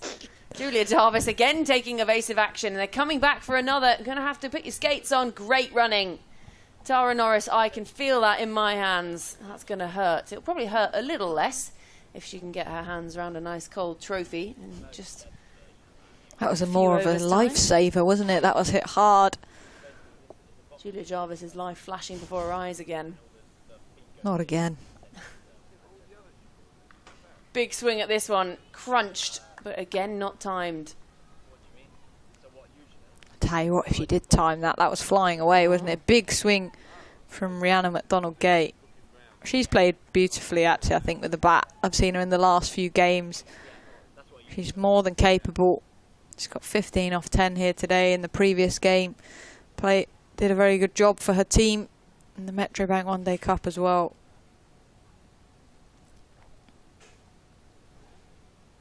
Big swing at that one. Just not read it at all. She was one for me, actually, that I was surprised not to see in any of the England squads. Obviously, been heavily around them in the John Lewis era. Yeah, an interesting one, that actually. She was obviously all part of that Ashes series that we don't talk about too much. Full this time. Goes aerial. Does more. It's going to go over the head of the fielder, and she'll pick up 4. So not going down without a fight here. These two Surrey batters. 43 to win off 13 deliveries. Yeah, you don't have to be a mathematician to know that's quite an ask. Not mathematically impossible, but still quite an ask. Yeah, Kate Cross, go and have a word with Tara Norris. This time clipped away leg side.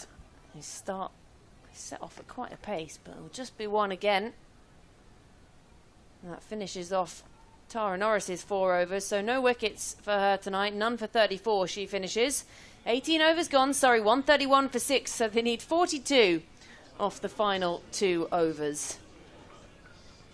And it just shows you how good that knock was from Kesteven today. She just made it look so easy. It's like she was batting on a completely different track.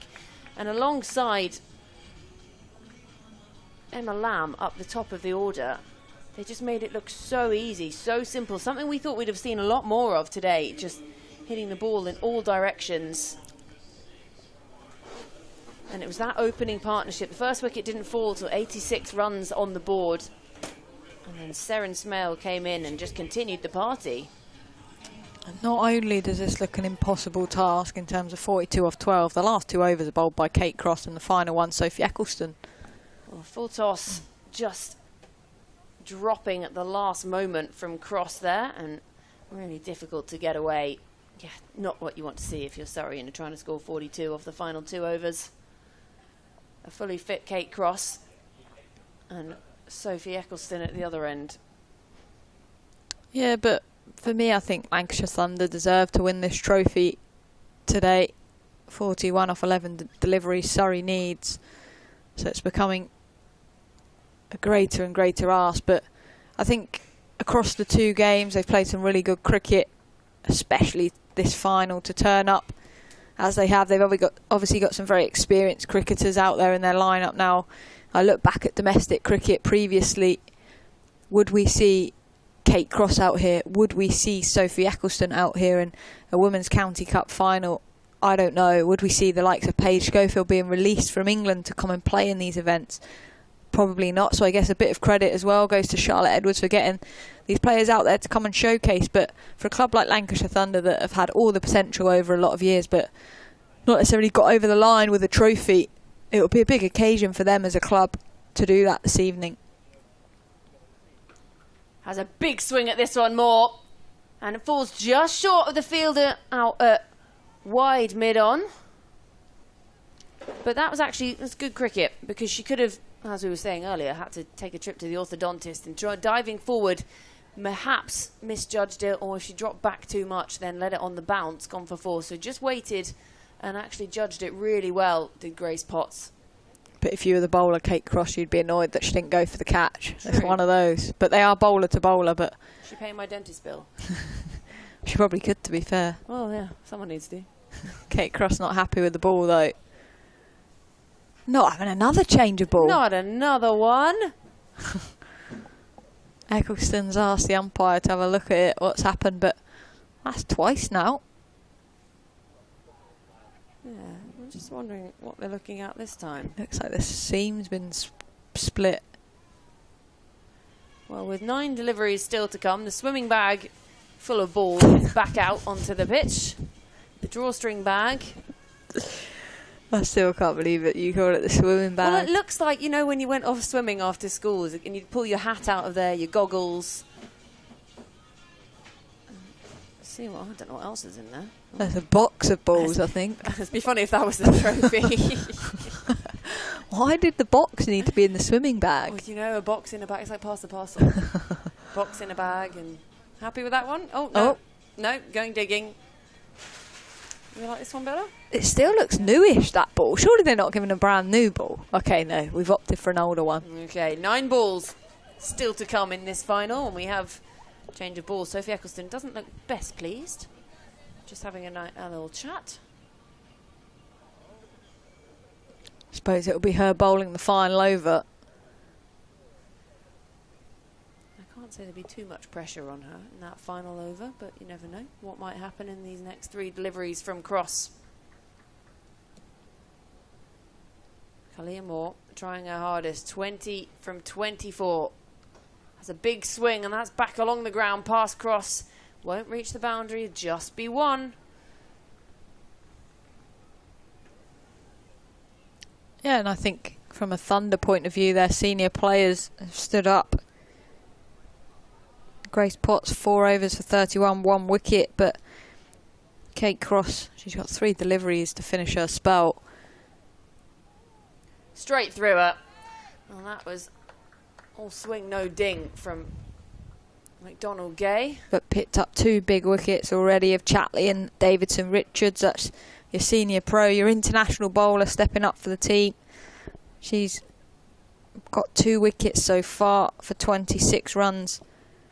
And then, I mean, Sophie Eccleston still's got an over, but her figures are seriously impressive. Last delivery, this one from Cross again. Hit back past her, and again will just be a single. So the equation, if they were to try and win this game, Surrey, they're going to need a 6 off every ball of the last over. That would be fun, wouldn't 36 needed from the final over. Mathematically, still possible. It is, but then when you've got Sophie Eccleston bowling it, who's bowled 3 overs, gone for just the 9 runs and picked up 3 wickets. Still mathematically possible.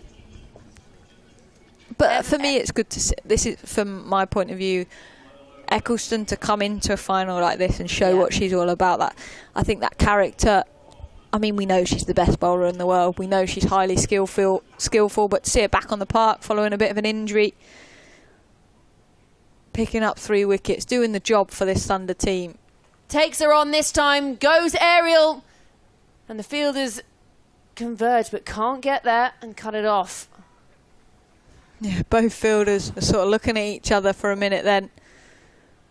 Well, the last thing you want is a big collision. We saw one earlier, didn't we? Kira Chatley behind the stumps. Mathematically not possible. Mathematically not possible unless Sophie Eccleston doesn't keep her foot behind the line. Has a big swing again this time, and it is just swinging for the Quantock Hills at the moment from Moore and McDonald-Gay out in the middle. They have tried their level best. They are hitting their hearts out, but not timing it, unable to take on Eccleston. Just 2 singles off the first 2 balls, and you can see Kalia Moore. She's given everything to this. I'll tell you what, one of them are going to put their back out in a minute, how hard they're swinging. Swings again, and she's bowled her. Sophie Eccleston has her 4th, and that is the end of McDonald-Gay. She has to go for 18. Sophie Eccleston, the best in the world. They say it for a reason, and she's showing it now. And Lancashire Thunder, well, do they dare to believe just yet? Cricket can be a weird, weird game, but maybe not quite this weird. 34 needed off 3 now, and Sophie Eccleston eyeing up a fifer. Yeah, look, her teammates are right around her, and Thunder just know now, don't they? It's these last few balls of suspense before the celebration. But do you know what will be fitting for me is that if Eccleston does pick up a fifer here. She's bowling the last over.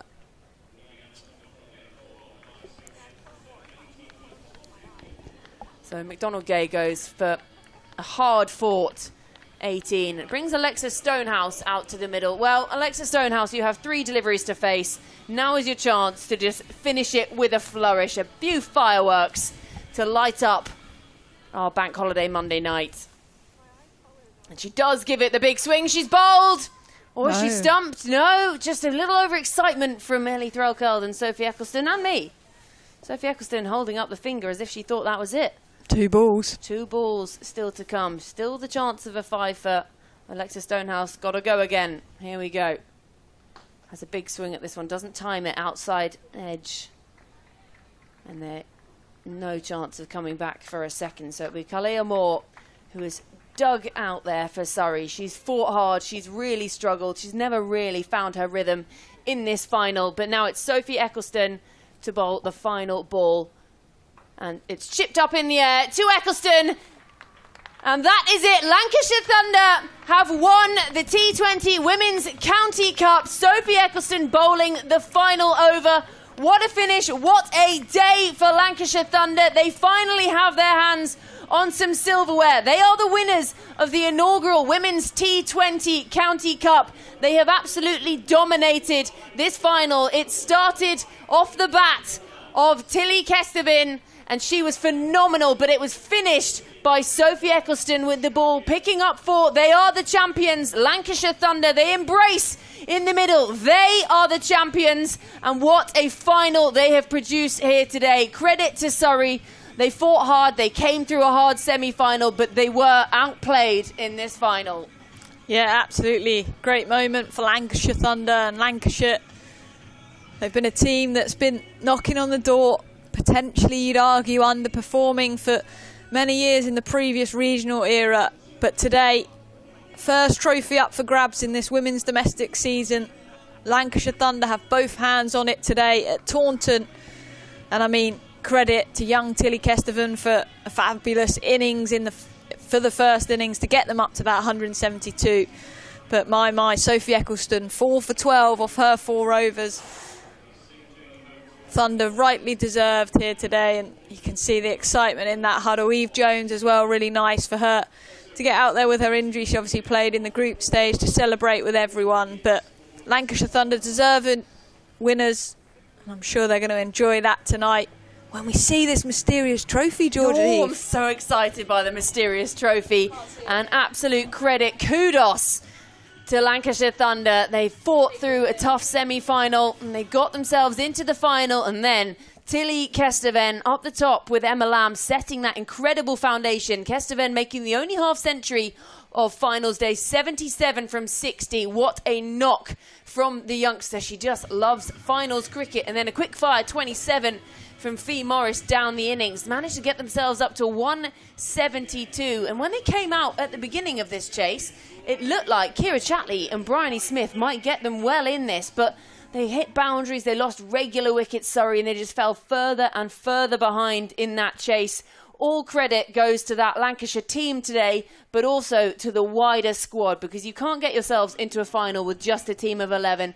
It's the team, it's the squad, and it's all of those around them. Lancashire, they have so often been there and thereabouts, getting themselves to finals day in the last few years under the previous regime, and then this year, finally getting themselves into the final, and they're going to get their hands on whatever that trophy is. Yeah, and I'm absolutely chuffed, actually. I'm looking here for Ellie Threkow, the captain. I mean, she's such a good egg, been so prolific in domestic women's cricket. So for her to get a chance to lift that trophy, with what a fabulous squad they've got as well behind them, and the group of staff, all the efforts that you put into playing cricket, these finals are special. And unfortunately for Surrey, it wasn't their day. A shout out does go to them, I think. I mean, they fought all the way through, but for me, deserved winners, Thunder, and I'm super excited to see them lift the trophy later. So the chase was Phoebe Franklin, who was the best of the batters today for Surrey, 41 from 36. Smith and Chatley came out firing. Chatley, 21 from 8. It was such an explosive innings from her. But in the end, it was Cross who had the last laugh and the send-off in the end. 25 from the captain, Smith. If you felt if one of those two could have stayed out there, maybe it would have been a different tale. But it was just incredible work from the Lancashire bowlers. Sophie Eccleston finishing with 4 for 12 from her 4, 2 for Cross and 1 for Potts. So an incredible effort from the Lancashire bowlers. And I just want to give a point out, just 2 extras bowled, and that is clinical bowling from Lancashire. In the field, they were phenomenal. Just the 1 catch put down, but in the end, it didn't cost anything extra, and it is Lancashire Thunder. They were great with the bat, and they were just as good with the ball, and they will be lifting that trophy. They are champions for the very first time. It's the very first time we've even had this cup, and they will be lifting it in just a few moments. The celebrations can begin any minute now. Shout out also to all the ground staff here at the Cooper Associates County Ground, because, well, we've had rain around, we've had covers coming off and on, but it was Kesteven who kicked off this final, 77 from 60, and big shout to Moore for her 4 for 27. But it was a day for the Lancashire batters, and then their bowlers came out and said, you know what, it's not just about our batters, we can do this too. It was a team effort, a real team effort for Lancashire, and that is how you win trophies. Lancashire Thunder dominating in the end, and pretty convincing win for them, winning it by 32 runs. Emily Windsor has been some stars of the future, but also some stars we already knew about in action today. Yeah, absolutely, but a real team effort, a real squad effort from Lancashire Thunder. And for me, they're the best kind of wins, when different people put their hands up, when everyone pulls together. You can see out there, they're a real team, they're a real squad, and absolutely chuffed to bits for them. I'm sure they're going to enjoy this victory in the rain. You know what's good about rain? It makes trophies sparkle even more. I feel like that's a note to finish on, isn't it? Or are we still here? You're still stuck with us, I think, until said trophy gets raised aloft. Just a one, Mike. But I mean, now?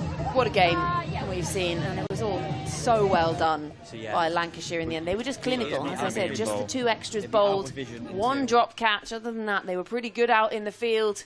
They were great with the bat. Kesteven guiding it from the top. Eccleston finishing it off. The youth, the experience, and just a bit of magic for Lancashire Thunder. So they do win it, and it's their first title in a long time. They'll be very, very excited by this one, and now they'll just be waiting to get their hands on that trophy. It's very late here on a bank holiday Monday evening, but I don't think the time is going to be anything that bothers them. I don't think they'll have too much to do tomorrow. It'd be very harsh if coach makes them go training on a Tuesday after they've just won the cup. It looks like the Charlotte Edwards Cup, the old Charlotte Edwards Cup. Genuinely does. Well, you would know. You've seen it quite a few times. I'm going to see some pictures of it, hopefully up close in a minute. Genuinely does. I could be wrong, but it's giving me those vibes. But all the Lancashire Thunder family and friends gathering as well. Made the trip all the way down here. Lancashire's a long way away. Trip down to watch. And be worth it. Oh, it would, wouldn't it? Oh, it would. Especially now. Yeah, lots of hugs going on out there. Family and friends out in raincoats. You wouldn't think it was nearly June looking at this weather. Or maybe you would, because this is England and this is English weather, perhaps. I'm still waiting on that. I can see it, but I was just about to zoom in on our screen in front of us, and then I remembered that that's not possible. That's not a thing. It's just waiting on the plinth there. I guess they're trying to gather in the... So is a sea of red, isn't it? A sea of red. Yes. That was a dominant display, though, wasn't it? Let's be honest. 32 runs in a T20 is a big margin. And putting up 172, especially in a final, that's astonishing. Absolutely astonishing. There's a few cheers going down there. Lots of chanting and cheering. We don't really have an insight to what's going on down there, other than celebrations. They're clapping the young Tilly, I think. Kestervin. They're all stood still applauding. They're just poised. Poised, ready to leap on that trophy. Annie Threlkeld will be chomping at the bit. She's guided this team so well. A great captain. And now there's just one last thing she's going to have to do. And I don't think it's too hard, really, lifting a trophy. Don't know. Depends how heavy it is. If it's like the 100 one, then she'll be hoping she's taken her protein this morning. But I think it looks just a little on the smaller side as the covers are being pulled across in the distance. Oh, it is blustery out there. Looks like one of those parachutes used to go under at prep school. That was great fun. And now they are lining up down there ready for the final presentation. Trophy, player of the match.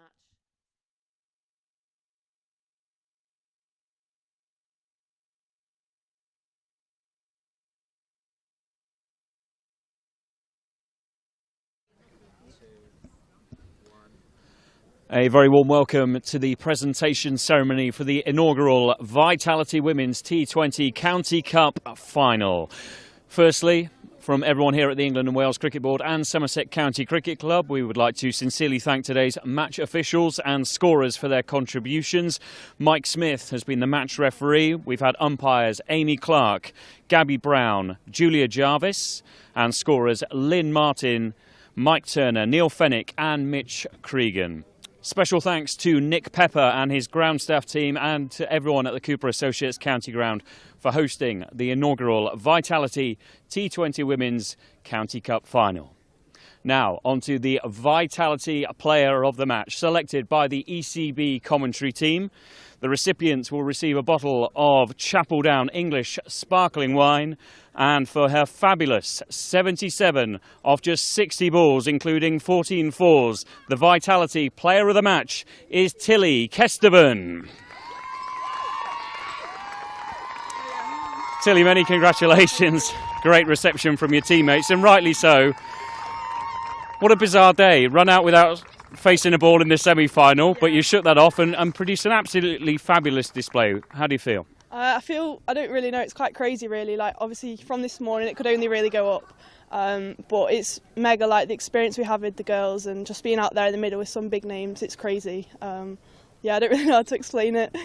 Runs were hard to come by in the first two semi-finals. Yeah. It wasn't a batter's deck, it seemed, but you just seemed really fluent from ball one. Had the pitch changed? Had your approach changed? I think, like I spoke with the coaches before, just went in with a really clear mind, trying to back my strengths, and yeah, just sort of come out whatever came at me really. Yeah. You forgave your opening partner for running you out? Yeah, we had to take a little hug halfway and carried on, forgot about it, moved on. Good stuff. I mean, that was your maiden half century. Yeah. Many more to come, I'm sure. I mean, it's obviously a big part of your game, striking the ball cleanly and hitting it down the ground beautifully. Yeah, yeah, hopefully many more to come. Good stuff. Many congratulations. Enjoy the night. Good stuff. Great to take a trophy back to Emirates Old Trafford. Tilly Kesteven, the Vitality Player of the Match. Fabulous innings. We now invite the captain of Surrey, Bryony Smith, to join us for a few words. Bryony, commiserations, just not quite there. Yeah, just wasn't quite on it in the field today. But fair play to Lancs. They came at us hard and we got close, but not quite there today. I guess it helps having Sophie Eccleston in their ranks. There's a reason why she's been the world's #1 bowler. Yeah, she bowled very well. We knew what was coming. But I thought we put up a brilliant fight. You know, we did think 170 was pretty under par, to be honest. I think the pitch was pretty good. So, yeah, we put up a good fight and we'll be back soon.